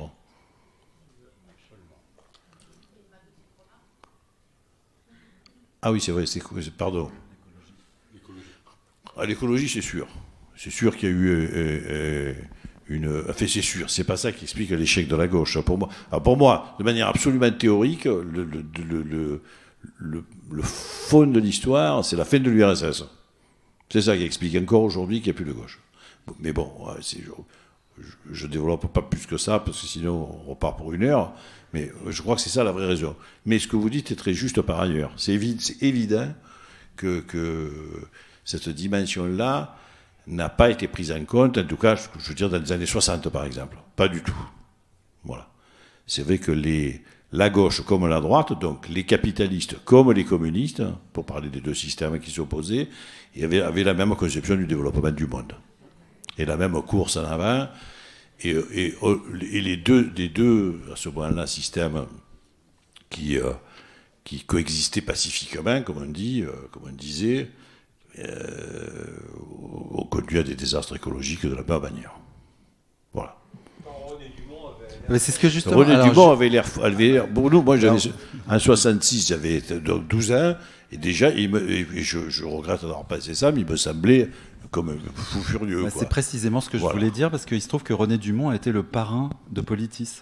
Au moment de la création de Politis, c'est René Et moi, je me souviens, quand j'étais gamin, je me disais, je trouvais que c'était du Luberlu, je ne comprenais pas grand-chose. Oui, mais voilà, avec le verre d'eau, absolument. Oui, après le verre de la campagne électorale. En 66, René Dumont. 74. 74, pardon. Ouais. Mais dans 66, c'est Mitterrand qui se présente. D'accord. Je ne suis pas sûr que Dumont c'est 74, c'est sûr. C'est sûr et certain. Attends, c'est sûr. Alors là, oui, mais alors là, je ne suis pas un spécialiste de la théorie communiste, mais de René Dumont. Mais donc, c'est vrai que l'écologie était absente du débat, quoi, à droite comme à gauche. Sauf dans une petite fraction qui existait, minoritaire. Ah, les philosophes, Trégor, c'est tout ça, tu veux dire. Non, il y a eu au PSU. Oui, mais effectivement, ils étaient extrêmement minoritaires et plutôt. Vous disiez Bobo, mais c'est vrai que c'était pas de la classe ouvrière au PSU, ça c'est très clair. Il se trouve que Politis vient de là. C'est pour ça que et puis c'est pour ça aussi que moi je m'identifie pas au journal, mais comme j'étais très très longtemps dans les instances dirigeantes du journal, enfin rédacteur en chef, etc. C'est vrai que cette histoire-là, je l'ai. Chacun son histoire, et elle me parle plus finalement que l'histoire communiste. Mais voilà, et puis c'est pour ça aussi, en fait, vous parliez d'Extinction Rébellion. Si on en a, parce que vous avez remarqué qu'on n'en avait pas encore parlé, ça tient à l'âge des participants aussi au débat. Moi, à Politis, ils sont presque tous plus jeunes que moi, les journalistes, il en est question tous les jours.